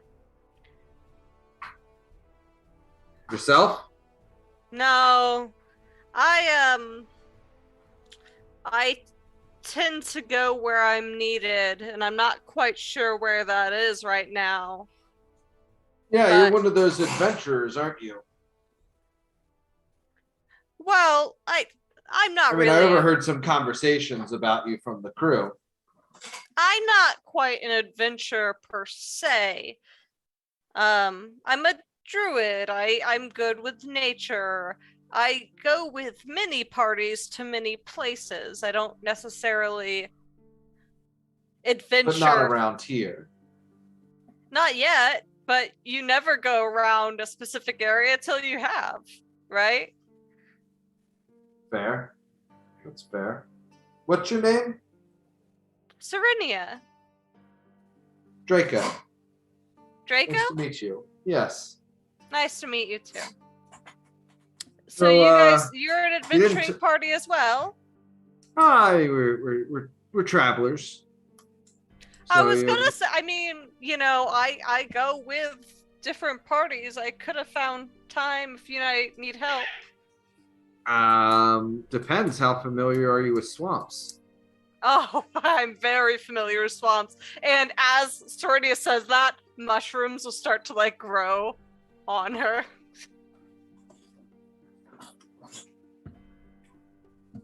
It's my favorite place to be.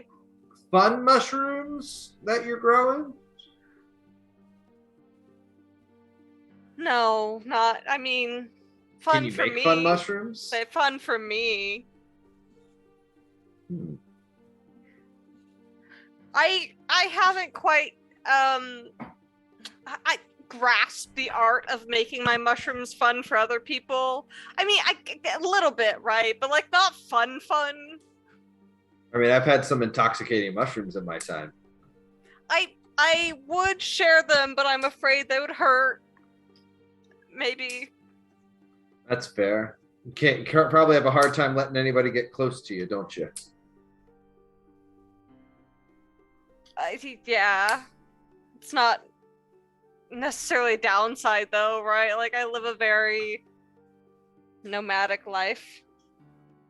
I know that feeling, you know, being out on the road so much, alone, life gets hard. You know, sleeping on a bedroll in a crappy tent. It's nice to have a firm roof over your head from time to time. I'm sure even as a druid you can appreciate that. I can. Significantly less chance of rain. Yeah. So I think I remember hearing something about you guys are chasing a cult. Yeah, I mean, there's been some cultist activity that they're interested. I really don't know what that looks like. I mean, I know a couple small towns got hit. You know, I've heard rumors that they're up in the swamp area. You know, I was thinking I'd go check it out, see what's going on. So you have an idea of where, because, you know, we're coming from multiple days away. I don't know anything about this area other than people said there might be things happening up here, right? We're a little lost here. Yeah. But I mean, you seem to know. I mean, me and my companions, we could certainly use a druid to help us in this travel.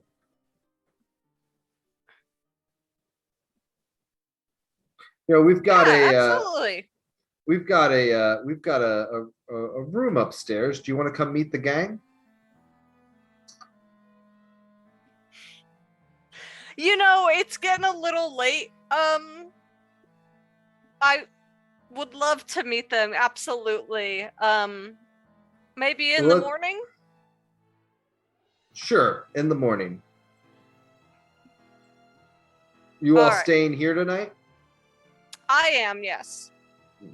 Well, sleep well. You too. And he'll shoot his drink back, and he will head upstairs. Is the rest of our group back from the brothel? They're still at the fucking brothel. No. So before we get out of sight of the boat, but we're far away from it, I'm going to stop Bimgog and Bjorno. Can we stop? Yeah, hey guys, I heard what they just said when we left. They know where Bob is. Duncan knows where Bob is. Well, yeah, he does, because that fucking asshole was clearly lying. Well, I heard him. Then, you know, but apparently he said Bob's unconscious. Where? He didn't say where. He said they had him tucked away somewhere nice.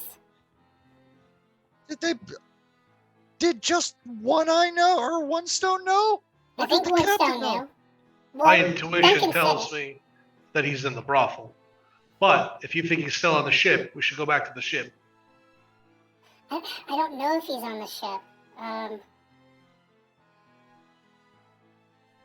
I'm just afraid that if we don't search the ship and Duncan and them leave tonight, then they'll be gone. He said he was protecting Bob, but then they were talking about getting lots of money from the wrong people. or One Stone said the wrong type of people, then all money is good money. That is not true. And said that he was protecting Bob from it. That's what Duncan said. So if we leave and he's on the ship, then I don't know how we get him. I could send my bug to look around.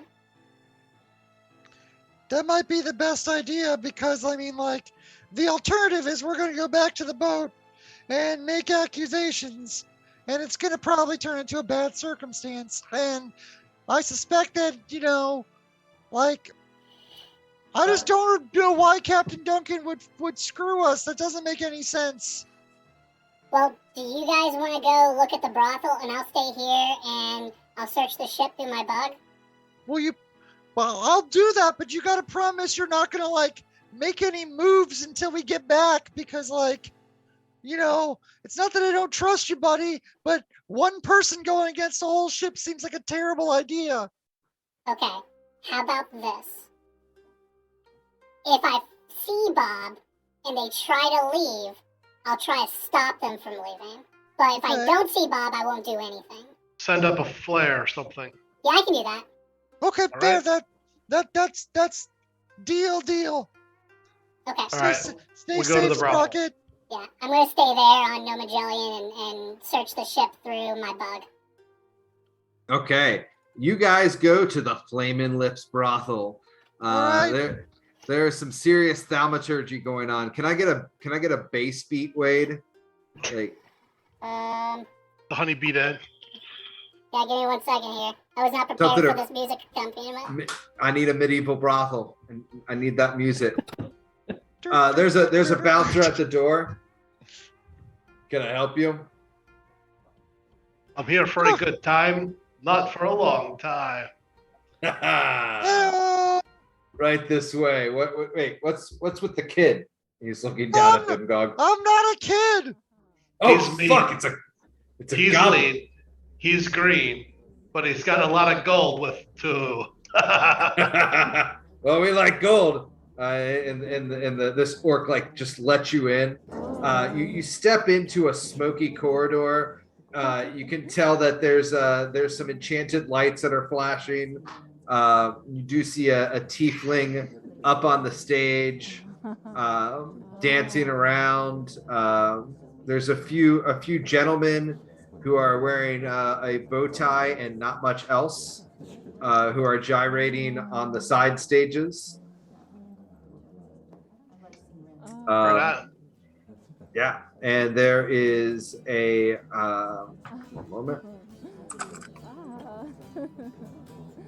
There's a tabaxi in a maid outfit walking around with the tray full of drinks. Can I get you anything? Oh yeah, of course. I would love it. I would love some sort of nice like frothy beer if you have it. Well, sure. And you know, she reaches over to the bar, grabs one. That'll be 3 gold. Okay.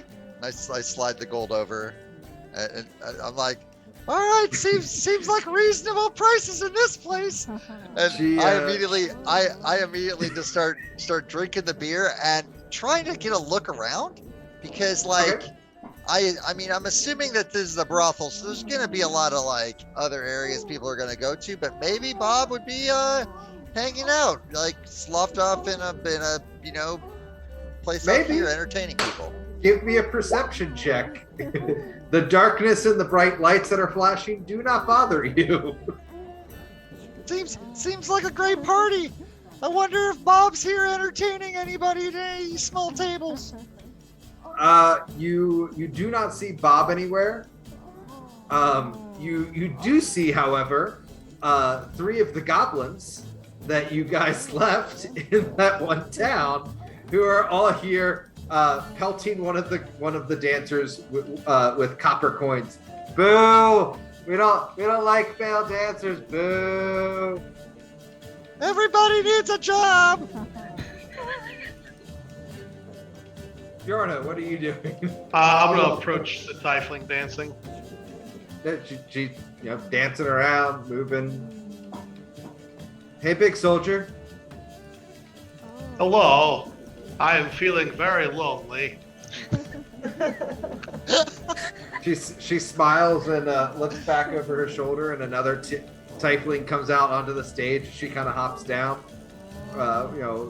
walks around you in a sultry way with her shoulder kind of grazing off your armor.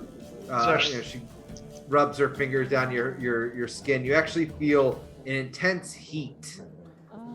What can I do for you? Well, I would like to have a sit and chat with you. If you want to sit on my lap, you can. But don't sit on my right knee. My money pouch is there. There's so much in there, it'd be uncomfortable for you.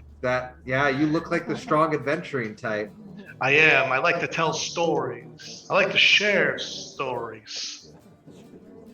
I would love to hear them. You can tell me stories. There's a nice storytelling room up in the VIP.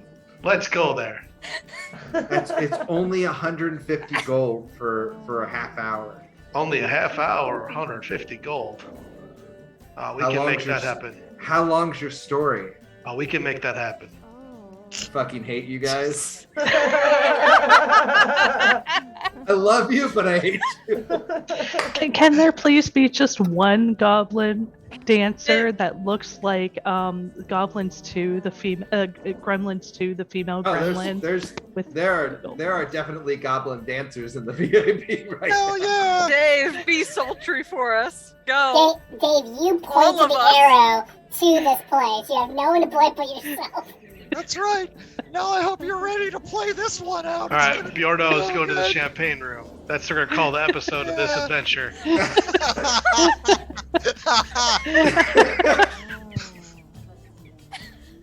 I was gonna feel bad about. Never mind. Okay. Stone put into a forge. She opens up a pouch for you to put the gold in.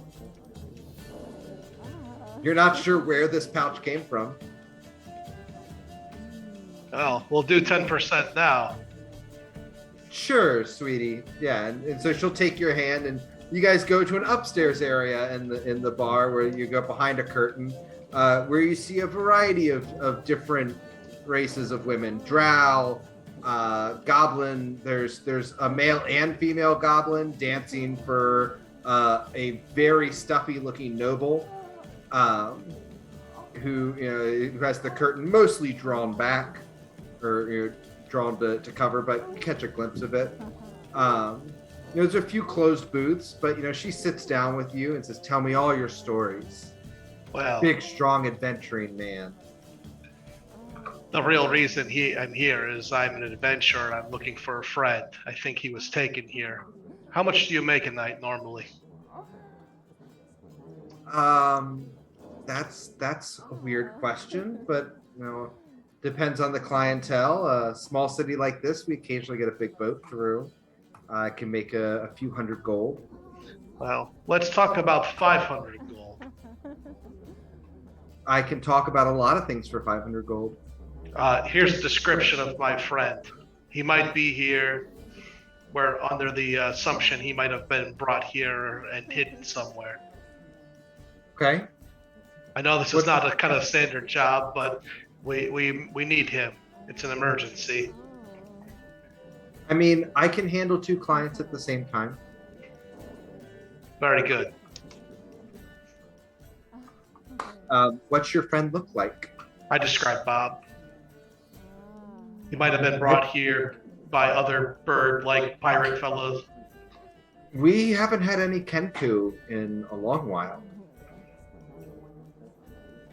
Unfortunate.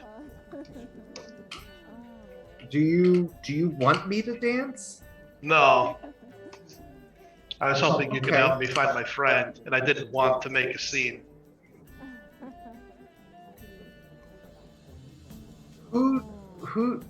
Wait a second. A Kenku is your friend? Yes. He might be brought here by Captain Duncan, or one of his associates. For the rest of that gold, there might be something worth you knowing. I can make that happen. I'd have to go see my treasurer, though. I have collateral. What do you have to offer me?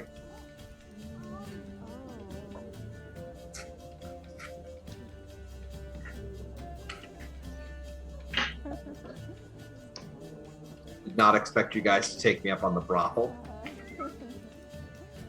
Dave, how long have you been doing this? That's your fault, not ours. Bimgog, by the way, there are a few goblin dancers now.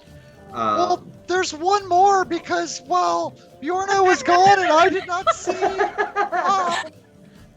Bimgog's up there doing what he can. Probably not very well. No, he's doing better than he thought. He's doing they're dancing with you. I'm gonna palm her the gold dragon horn, but I need to get a read on her to see if she's truly being helpful or just trying to rip me off. Yeah, give me an insight. She's got something. Okay. So she looks at the horn.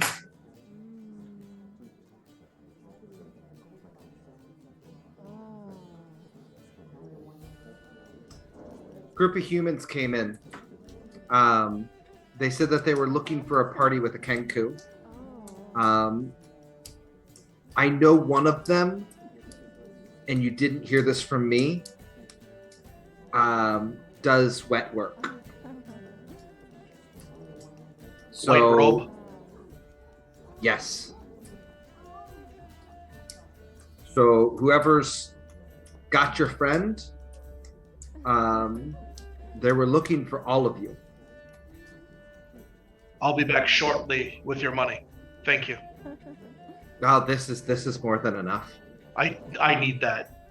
It's collateral. Make a persuasion roll. With advantage.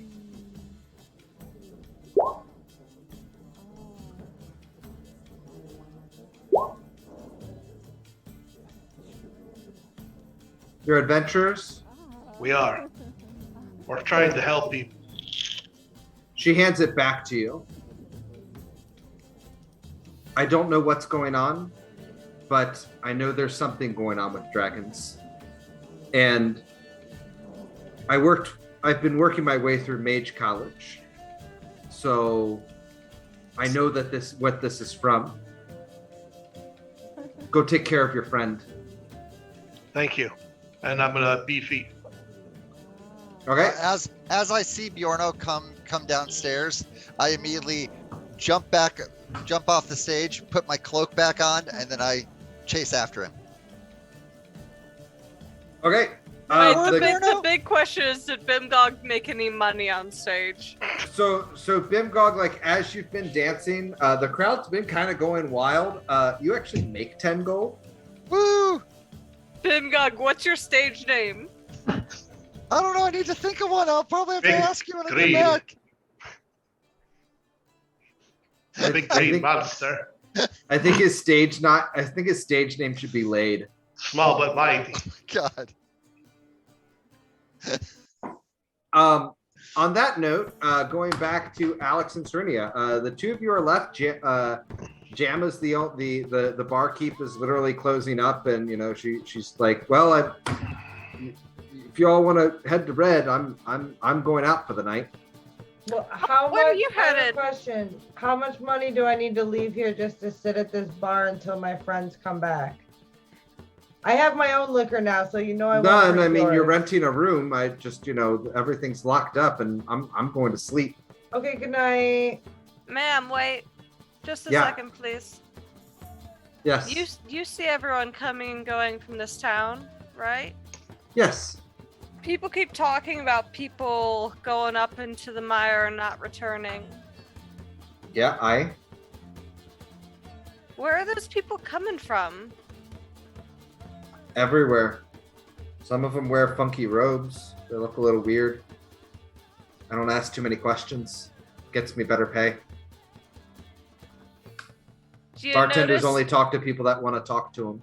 Do you notice any trends that we could look out for? And Serenia will pass her the platinum that was given to her earlier. They're usually carrying money like this.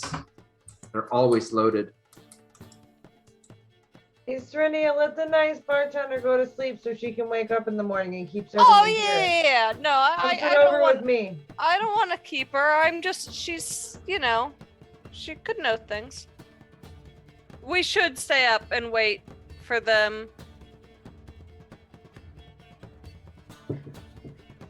Serenia will go behind the bar, get a glass of water, and then go sit back down. Okay.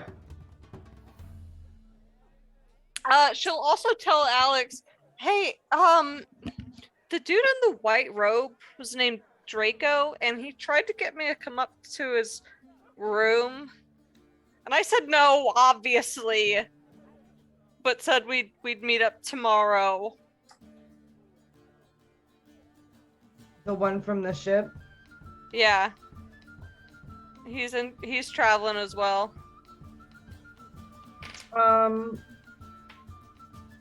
Well, we'll see what happens tomorrow, assuming we live through the night. And as you guys say that, you hear some footsteps as a group of people come down the stairs, including Draco and some of his friends. Alex will spin around on her bar stool and just, hey guys. Would be a shame to fuck this place up. Would you rather do it outside? Bjorno, you are not there. You are just leaving. You're Oh. Yeah. I'm sorry, I thought this was us arriving. No, my apologies. You are not there. You are still just leaving the brothel. You do not know that these people have approached your friends. So, are you going back to Sprocket? Yes. Okay. Did you learn anything, Bjorno? Yeah, I share with you, blah. The White Robes and Assassin, they've been looking for us.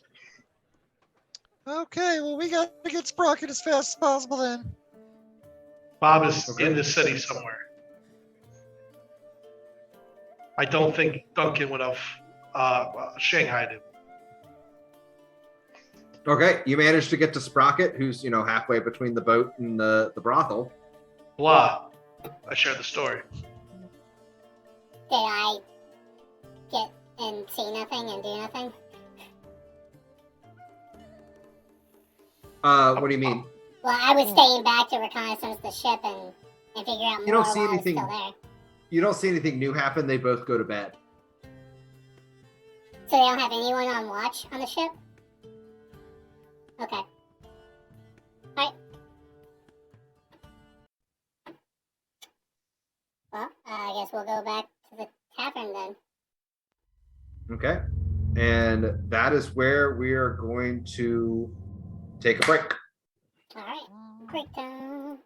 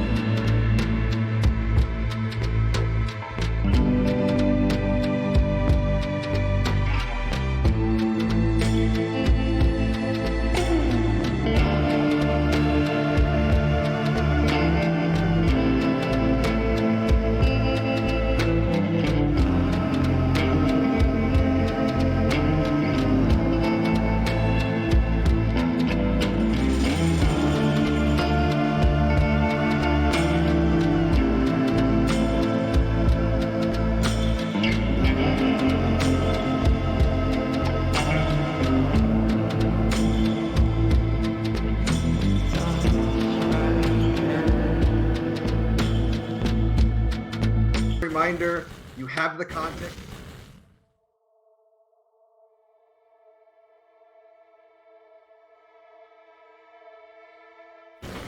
Assuming you are running, and if you hear the sound of battle, you will break into a dead sprint.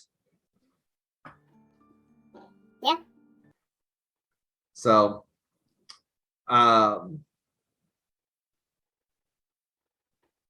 and at that point, are we live? Yeah, we're going. All right.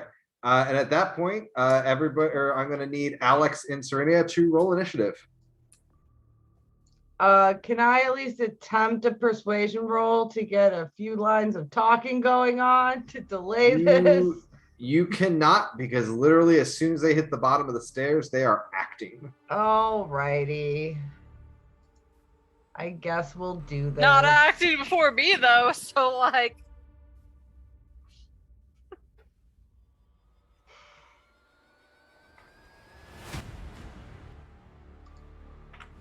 Okay.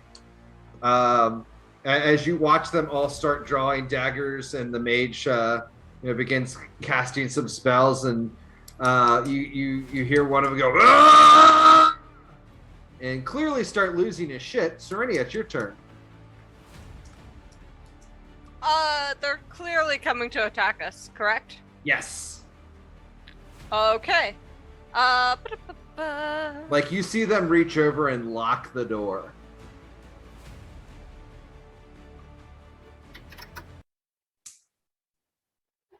Give me just 1 second. Okay, so it needs to be here. Music's great. Kind of miss the brothel music. Okay, right. Sorry, I'm still really bad at this. I want a... Okay. So it should be, I think, here. And let me check those bounds real quick. Okay. What are you casting? 20. Spike growth.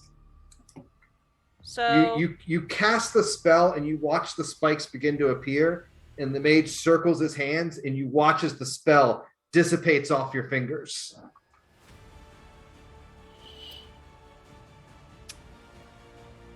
Okay. All right. You have been counterspelled. Serena's gonna move back. Alex, run! Run! Okay. So I don't know how. Can you get rid of that? Yeah. I got it. Yep.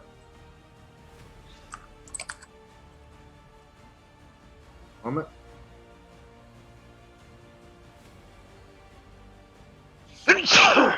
Excuse me.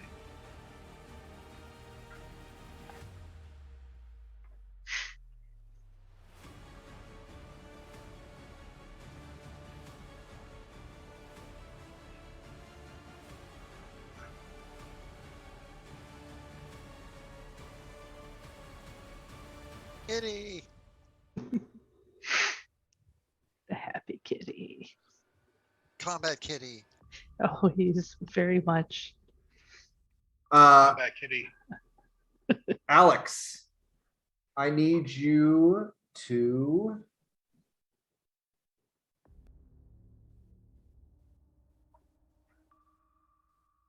I need you to die, Bond. I need you to make a wisdom save. Oh boy. Oof. I'm As the mage looks at you and says, "Kneel before us." And you feel compelled by his suggestion to kneel down on the ground. Oh, is that all? Yeah, I'll slop off my bar. I'll just like slop off my bar stool like the drunk that I am and just like hit the ground. And don't move a muscle.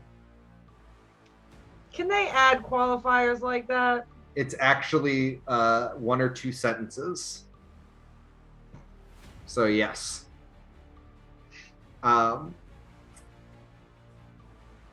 This fellow walks up to you.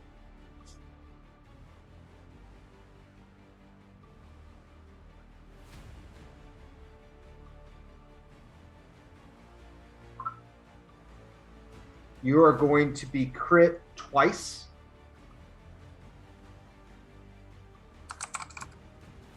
What?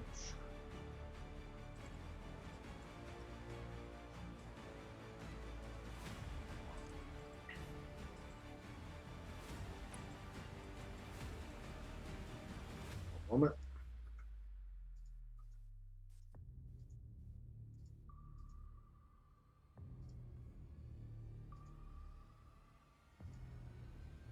You know, on the plus side, that spell's gonna end.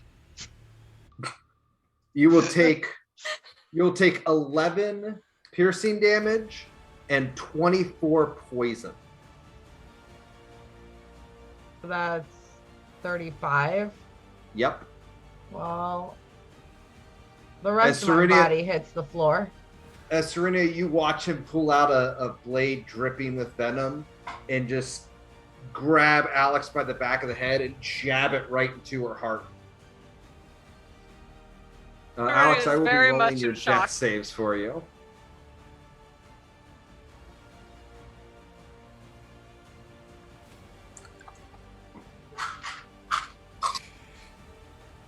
Actually, no, I'm sorry. I didn't announce that policy before we got started, so please feel free to roll your death save. In the future, guys, I'm going to start rolling your death saves so that on a meta level, you don't know how you're doing. Okay. First one saved. This berserker will charge after you, Serenia.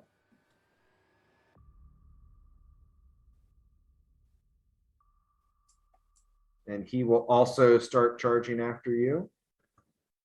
It's also going to go on at 8. It is your turn again. I will run up to Alex. This is the only way I can fucking heal anyone.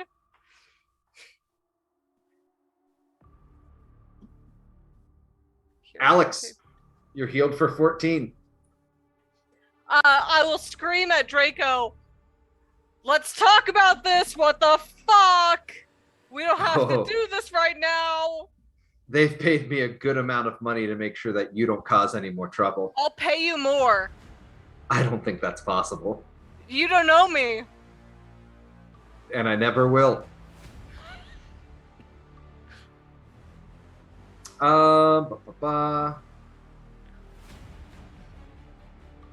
Serenia, you get hit. Moment.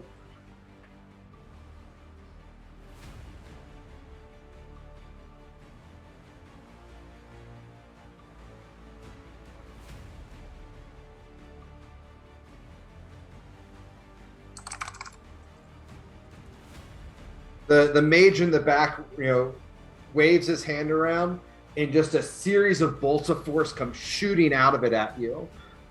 You'll take 13 force damage as he just pelts you with magic missiles. That's a lot of magic missiles. Alex, you are awake for this. Does an 18 hit you? No, because I cast shield. Okay. As he pulls out another dagger and tries to stab you in the exact same spot, the shield bursts up in front of him, and he screams in frustration as he thought he had a killing blow ready. It's your turn. All right. I'm going to use Shocking Grasp.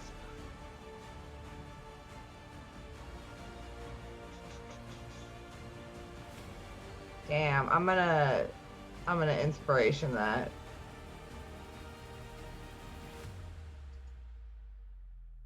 Does an 18 hit?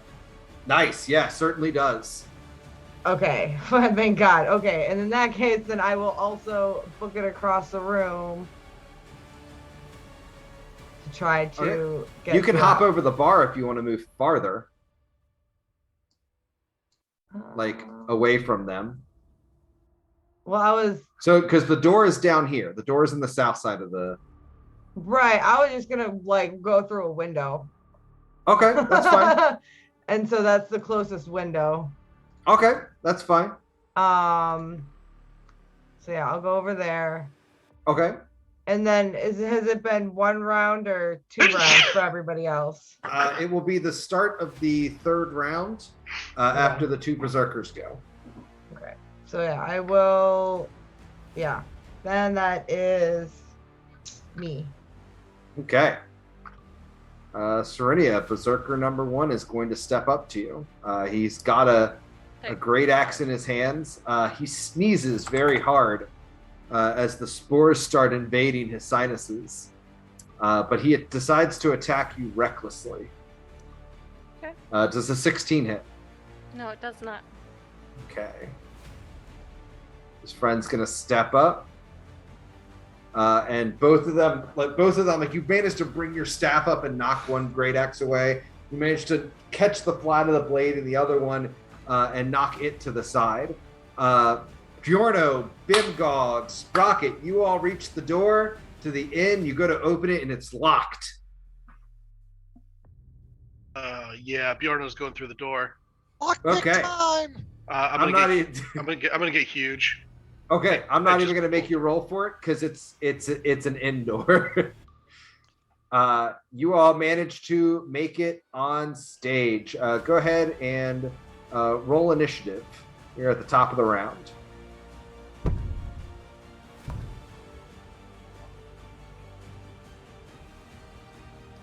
Bjornar, you basically burst through the door. It comes flying off of its hinges. You see Alex leaning on a table, grievously bleeding all over the place. Serenia literally just screaming as she's knocking away attacks as she's pretty much surrounded. Bimgog, your turn. Oh, hell no! Bimgog casts Hunter's Mark on, is this the White Cloak dude? Yes. I cast Hunter's Mark on him. Okay. And I'm going to fire off some rounds here. That is awful. So your first one will connect. All right.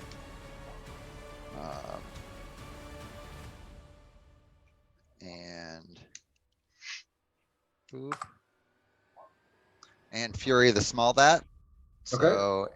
10, 13, 13 plus 6. So there you go. 19 points damage. Okay. You definitely catch him in the small of his shoulder, right in a crack in his leather armor. He whips Don't around ever try to assassinate my friends. Fuck! Oh, I didn't think they'd make it back this quick. Serenia. I will cause a storm to appear. You are indoors. I don't think that. Here, let me read it with me. Okay.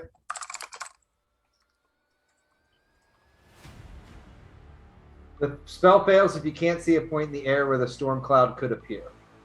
For example, if you are in a room that can't accommodate the cloud. Why can't it not accommodate the cloud? Because it's 10 feet above your head. It's a standard size room. It's not big enough for a storm cloud. Gotta be outside. Yeah, you pretty much have to be outside, or you would need to be in like a cathedral at the smaller size of things. Oh, okay. Yeah, it is a 60-foot radius. That's like bigger than this whole inn. Alright. Instead, I will do this one. I think I can do that one. Right? You can. Certainly. So Okay. it should hit the 3 guys next to me. Certainly can. Let's see. What is the save on that? Is there a save? Yeah, it's a con save. There is a save, yep. Okay.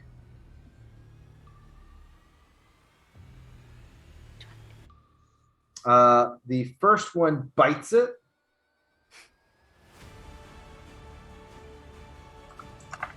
The second one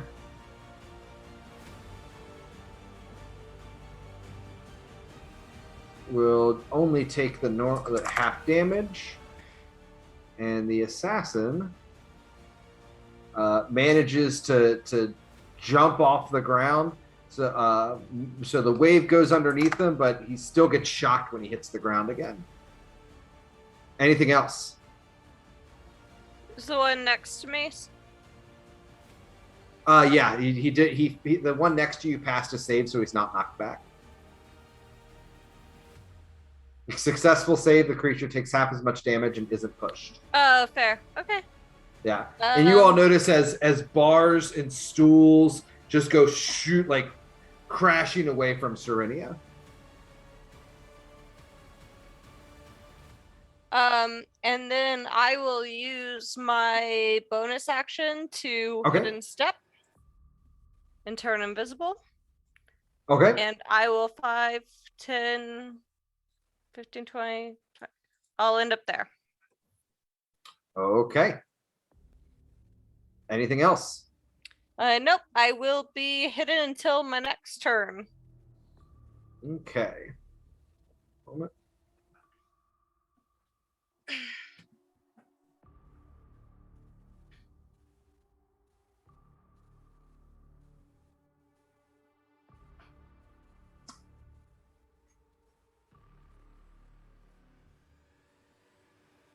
Serenia and Alex, I need dexterity saves.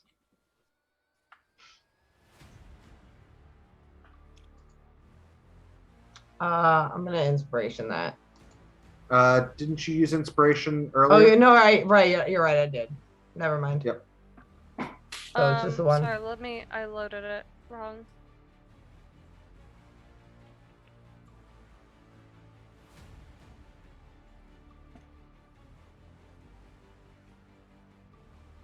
So I am still invisible. Yeah, she's nuking Alex, and it's a fireball, so it's AoE. Okay, let me see if I can. Reaction attack. I have a 10-foot reach. Oh, yeah, go for it.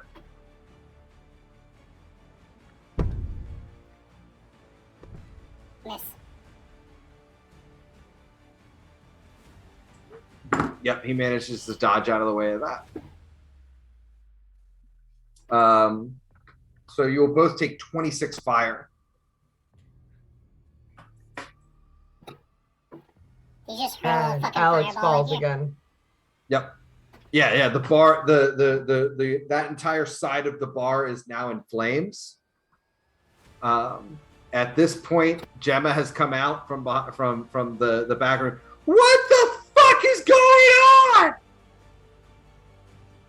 Bjarno. 5, 10, 15. Okay. The All-Father bids that you rise. A healing word on Alex.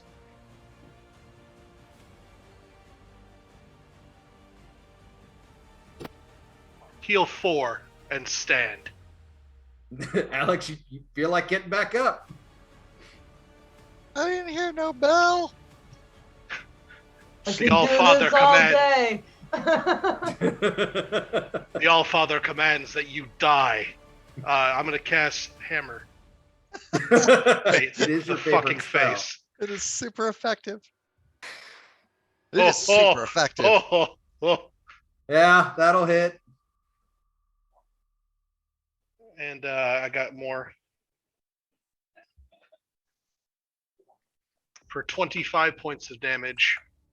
Oh, you crush into him. You actually hear his shoulder snap as the bones inside of his arm give out underneath your blow. The only cash you'll need is your 2 coins for the river Styx, and I drop another blow.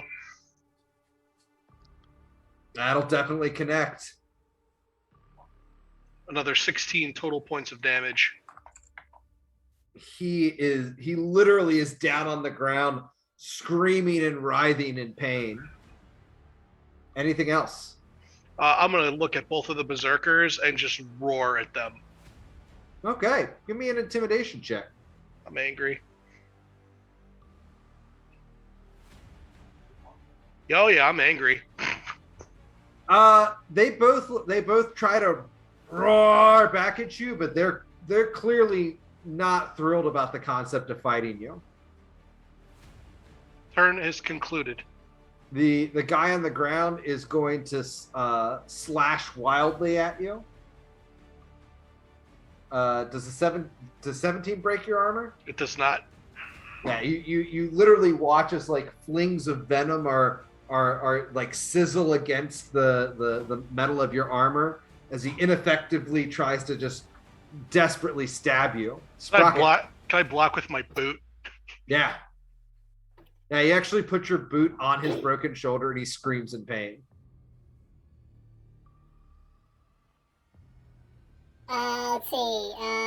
Noma Jelly and I will rush the fireball flinging motherfucker up here. Yep. Let's see. First, Noma Jelly will try to swing at him. Okay. That will certainly connect. That's going to be 8 points of force damage. Okay. Because he cold clocks him, and then my lance leads the way. There's the first attack, and then here's my second one. Just to get them both out of the way. Both of those will hit. Alright, and damage. And damage. 23 magical piercing damage as I stab at him. He looks like he's barely standing. That is all I can do. Alex, you've seen the hard side of the ground twice. I have. I'm gonna look at this mage over here and just say my turn, and cast Firebolt.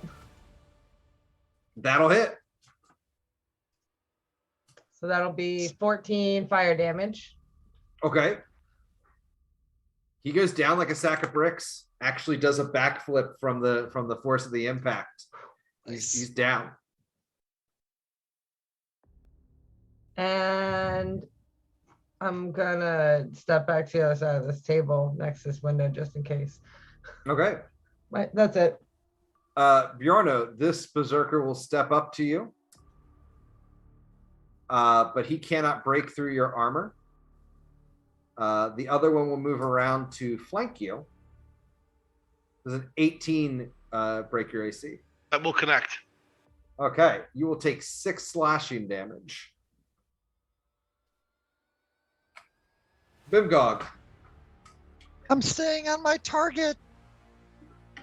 Let's see.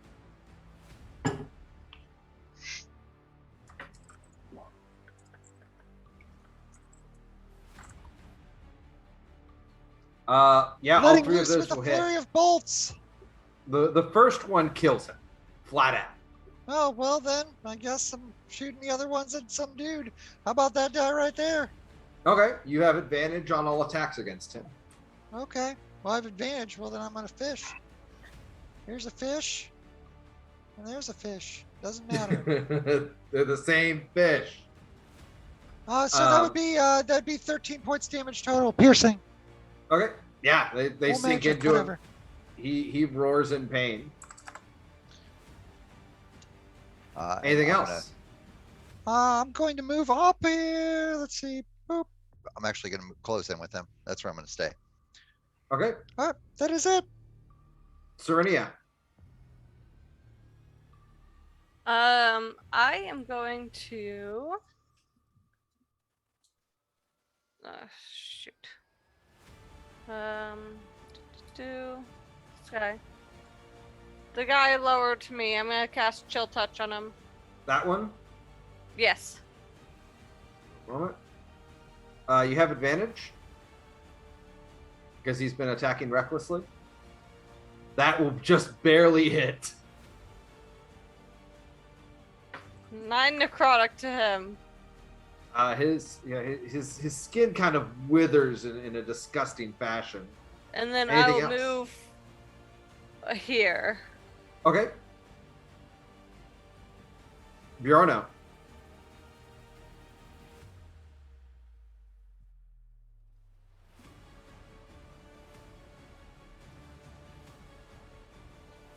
Which one are you attacking?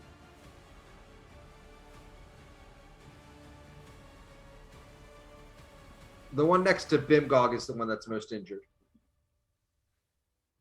Can't hear you. Yeah, my mic's dying. 21 points. Okay. Is it still up? He's still up.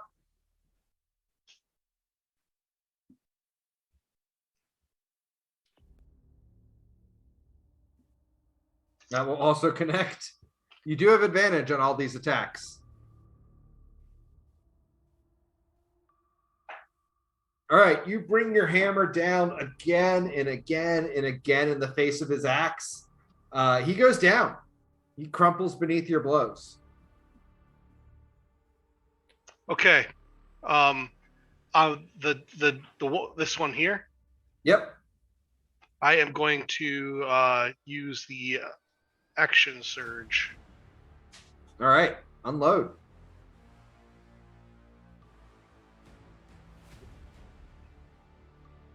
That will, oh, remember you've got advantage. But yeah, that will hit.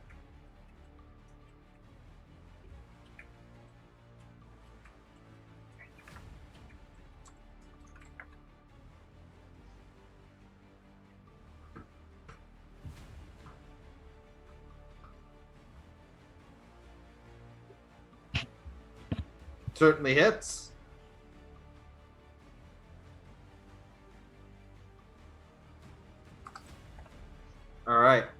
Anything else? Yes. Oh, he's still up, huh?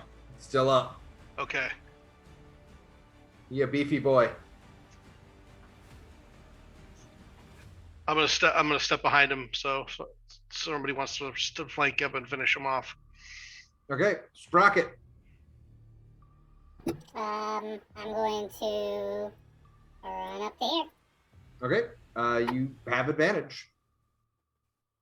No Magellan. Punch. Both of that one will hit. Okay, so 10 points of force damage as he punches him in the gut.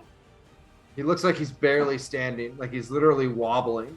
Well, as he leans over from that forceful punch, my lance comes in for the kill. That'll hit. How do you want to do this? I just pierce him like straight into his collarbone and straight into his torso. Yep. He just crumples from your blow. Just one precise strike right through him. As we're still here and before we leave rounds, Okay. as a free, I guess speaking not a free action, but Yeah. Do we want to actually save that one so we can question the shit out of him to find Bob? Yes. Or we could save Bjorno. the boss. Bjorno is Or we going. can what? Bjorno is going to kick the knives away from the drow or the white wizard or The whatever. assassin. Yep. he's gonna Draco. His name's Draco. Draco. He acts like he's a good guy, but he's not. I'm gonna pick him up. Okay. I'm gonna pick him up by the throat. I'm going to use Spare the Dying on him after I have a good firm grip around his neck. Okay. He's still unconscious. I'm gonna use my silk rope to tie him up, Okay. and then I'm gonna go fucking heal Alex. If there's still fire, If there's Yeah, no fire, the bar is still on fire. Alex Gemma's would be literally using coming over control throwing flames. buckets of water on it. Alex is helping to control the fire with control flames too and put it all out. Okay. He's unconscious in your hands, Bjorno. But literally like hanging up in the air. I must see if I can rouse him. I am apologizing profusely to the bartender. Maybe some smelling salts or some sort of healing. I shake him a lot. Oh my God. Certainly doesn't help. Oh, okay. He can heal for 5. Oh, actually, no, he wakes up.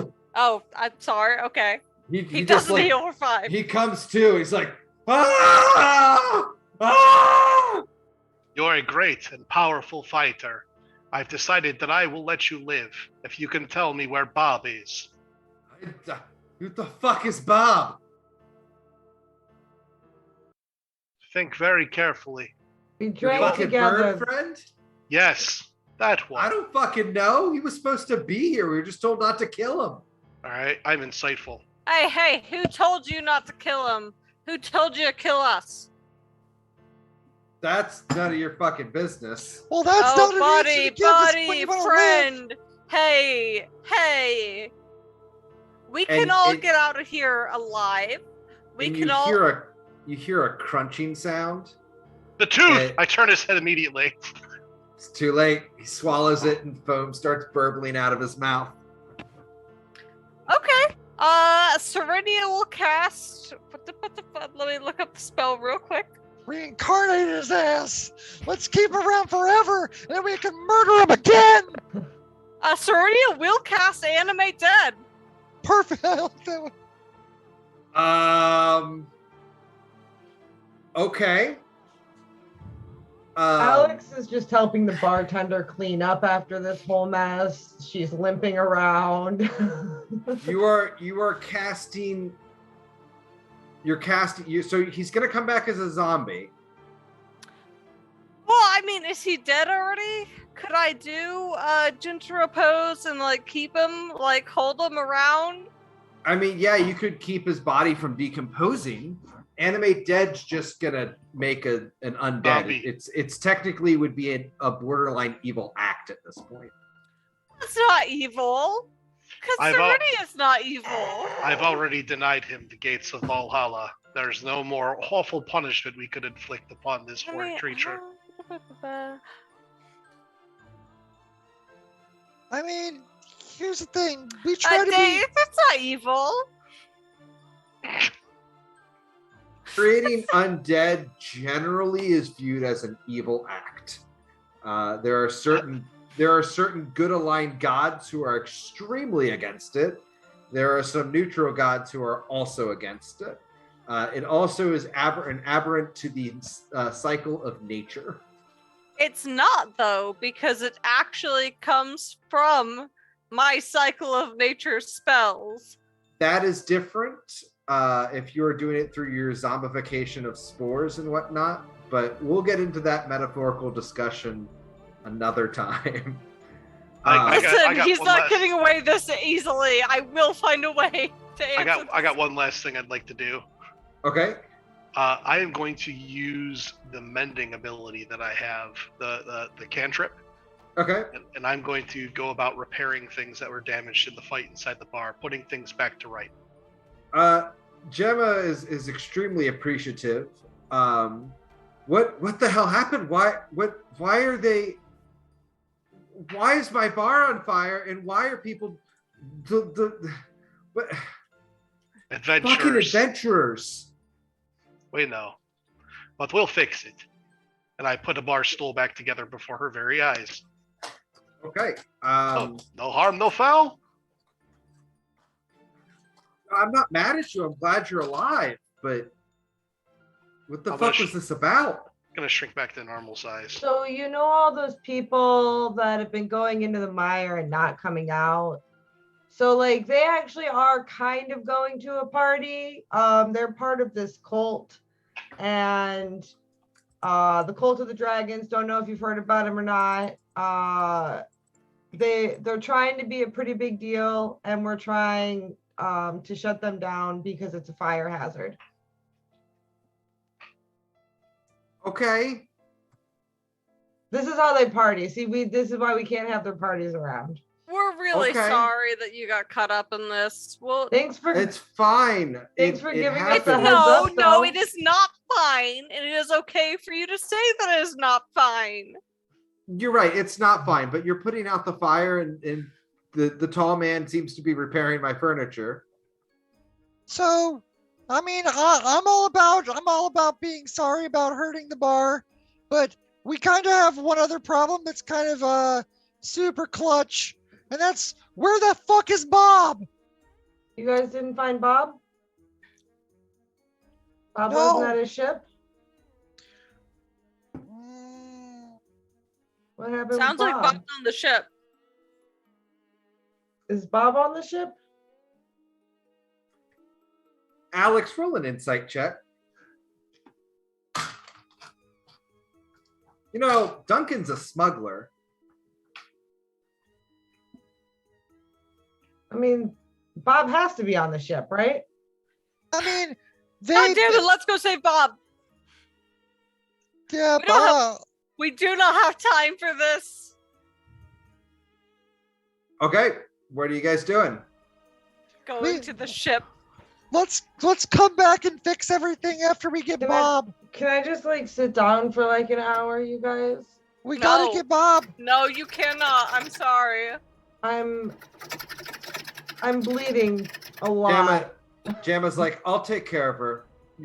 Don't worry, I've got her. I don't trust you. And Sereny will like toss cure Wait. wounds on I Alex trust while she bartenders pulls her more out. than you. Take 18. You want to go raid a ship and then dump all your spells on me? Okay. No, take 18 now. We have to raid the ship first. Together, we have to raid the ship together. She's right, you know. Look, this is not going to end well. It was never going to end well. I don't think we should raid the ship, though. I'm pretty sure Duncan will just like talk to us. But Was Duncan okay. being shady? Sprocket? Yeah, Duncan stole Bob. Well, Fuck that Duncan's guy. always shady. No, Duncan's gonna get an arrow in his ass if he doesn't talk. Let's go Oh my now. God. I'm done with this shit. I'm tired of stupid fucking assholes turning traitor on us and taking our friends. It's fucking ending now. Okay, we'll Okay, go, okay, Bim God. okay, We're going. Who- We're going. Okay, who here thinks that they're the best at finding things? I'm pretty good at it. Do you think you're the best at it? I mean, I'm pretty good at it. I'm not going to be like sitting there tooting my own horn. What I'm really the best at is Bimgog, barely- stop.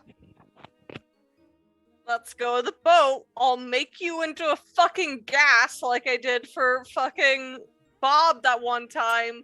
You can go fucking find Bob, come back to us, and we can go storm the castle.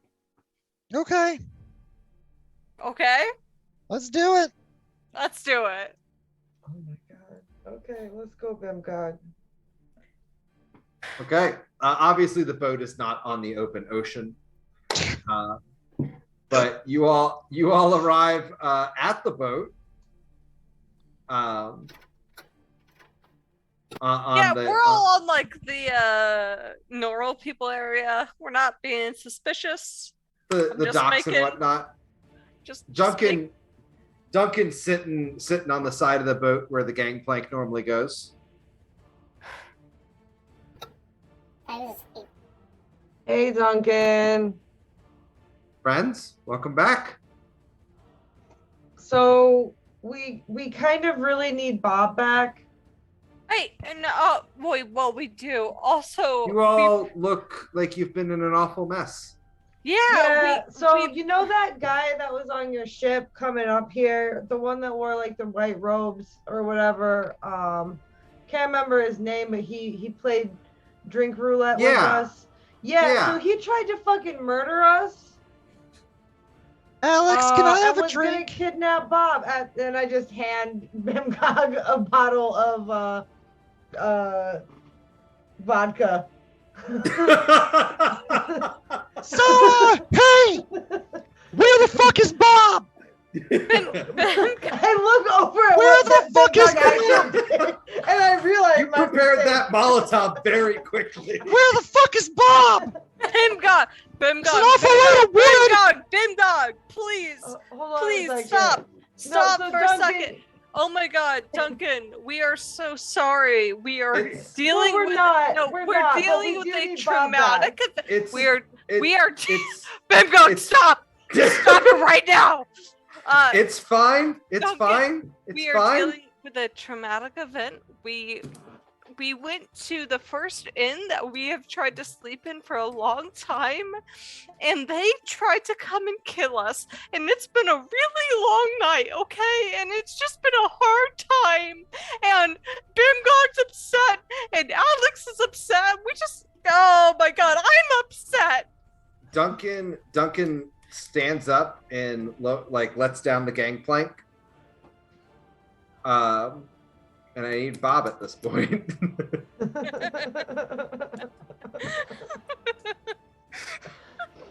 Bob! Alex, I need a drink. Bob! You're muted. You're muted on there we go. Yep. There you There go. we go. You find yourself in Duncan's office with one stone shaking you. Hey, wake up! Wake up! You fell asleep. Okay. Your friends are here. Oh, geez. Okay. I'm gonna go find my friends then. Yeah, How long have I been out? about an hour. You were real tired. So it seems. Just glad you're safe. You'll always be safe here. Okay. And he guides you out to where Duncan is standing on the deck. The gangplank is down. And I believe a very fiery Bimgog is probably walking up the gangplank. I'm staying very close to this very fiery Bimgog as well. Who goes up? Cerny is following all of them and like deflecting and fixing the situation. We've been attacked. It's been a long night. That's terrible. Yeah, Bob showed up and fell asleep, but he's fine. He's safe. Does Bob look okay? Bob looks fine, just well rested. Duncan, I thought you were leaving. Yeah, I got a bit tied up. Had to hang around and make sure everyone was okay. Would it be such a bother if we paid you for us to sleep on deck tonight? Brittany, we already paid for the other rooms in the bar. And they attacked us! Well, they're dead now. Well, they're not all dead. Do we really Who's feel dead? safe? The assassin that tried to kill us, the one that I was telling you about, he pulled whiskey in bottle roulette. Yeah, I thought those guys were shady. Yeah, they're super shady. There's like a lot of shady things going on, and like I you know, as a fine businessman yourself, you know, maybe you should check people's a fine, upstanding gentleman, scholar, businessman. Yeah, their credentials checked out. Okay, well, Isn't that right, Bob? Yeah. Just like watch your back, you know, you never know who's out there, as evidenced by tonight. Bob, glad to see you're safe. I'll do anything to keep my crew safe. Awesome. So yeah, Bob, you wanna head back with us? And the bar's safe now. We killed all the bad guys. We didn't kill all of them. Okay. Yeah, I could sleep a little bit more. I make sure right by one stone, we didn't kill all the bad guys. Bemgog? No, he's right. We did not kill all of them. I'm just yeah. Mm-hmm. I'm still what's going on? Molotov's just in my hand, just waiting. Duncan's just like, you okay there, Bimgog? Nope. Everyone Nope. made it. Everyone seems to be in one piece. Yeah. And again, you hear Duncan's voice crack. Again, very rare for a Ken kill. Duncan, look at Alex, look at Bimgog, look at me. We might be alive, but we're not doing well. I walk over to Duncan and I say very plainly, if you hurt my friends, I will kill you and sink your ship. I hope you understand that. Bemgog? Are you over? I don't know if you heard me because I'm over by the captain, but you can choose if you hear me. It's up to you. Yeah, Duncan. Duncan kind of squats down to your level and looks you in the eye. I will sink your ship and kill you and your crew if you hurt my friends. That includes Bob. Bob is completely safe, and I made sure of that. I understand what you're saying. I'm making sure you're reading what I'm saying too. If you hurt my friends, know what's going to happen. Because I'm coming for you.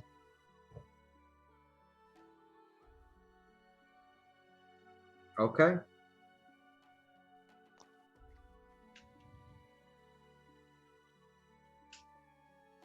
Bimgog hugs Bob. Bimgog, come on. I'm with you. I'm going to attempt to take the Molotov cocktail away from Bimgog. Bimgog lets it go, but he's very kind of upset still. Serenia will give him a new cocktail. He feels comforted a little bit. Not like a lit one, not like a high power one, just like just like just something. the baby blanket, right? Just a little comfort. Comfort explosives. We'll be setting sail once you all disembark. That's fine. We just want to make sure you didn't set sail with Bob on your tail. Oh, no, we would have made sure he got back to you all. Well, you didn't. You didn't. And that's okay. There's a miscommunication, but you didn't. So it's all good. Like I said, I'll do anything to make sure my crew is safe. Of course. I leave. Same. Let's go, you guys. I go with Sprocket. Bob, Duncan locks eyes with you. Mm-hmm. You say anything? Thanks, Express Duncan. anything? He, everyone else kind of has walked off the boat, and he walks up to you and attempts to put an arm around your shoulder. Not yet. I hope you understand the value of a good crew, because that's what you have here. I know. That's why our conversation was very important. Make sure you have a good crew. Choose your jobs a little bit better, because it will turn. And if you make the wrong friends. You think these people are a real threat? Yes. They're out to destroy everything. Whatever you make, you're going to lose.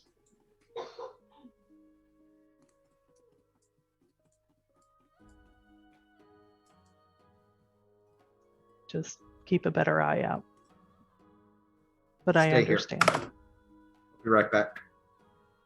He goes into his office, and he comes back with a large bag and a small leather-wrapped object. Mm-hmm. This is the earnings for this run. I won't be back for a while. I'm going to go deep, get away from everything going on here. As usual, you know how to reach me. Mm-hmm. Give this to your goblin friend. And should the day come when I can help you all, know that it comes with my full apologies. Thank you. I will give this to him. Okay. And I will see you again. Bows his head. Salute. Salute you. As you disembark, One Stone and Herbert are already undoing the ropes, and they just immediately start sailing out. I wave. Bye. See you around. I go over to Bimgog and go, hey, this is for you. With apologies. From Duncan. I look at what it is. It is a very, very fancy looking arrow or bolt.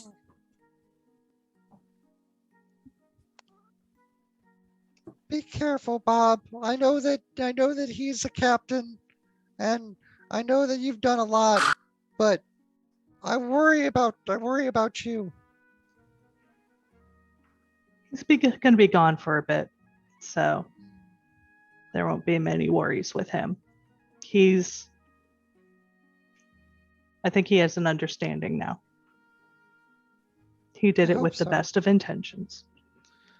Everyone makes mistakes sometimes. And I kind of, as I mentioned that to Bob, I kind of glance over at Serenia and remember the wolves.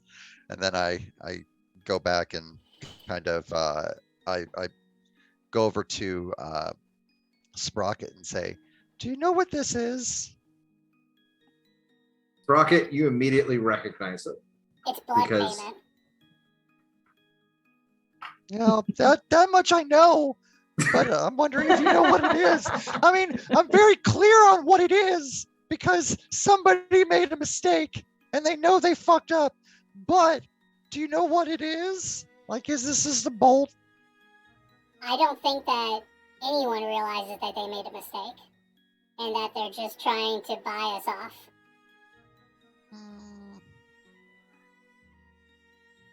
But I know what that is. It's an arrow of dragon slain, or a bolt of dragon slain. Well, it sucks because I'd much rather have a ring of friendship that I knew that people weren't going to screw us every 5 seconds. That would be nice. And we are going to end tonight's session there. Because that is Poor such a Grim poignant Dog. note. Oh, write that down, word for word, Dave. You're gonna need that in the future. You What a need that request word the for ring word. of friendship. That whole sentence.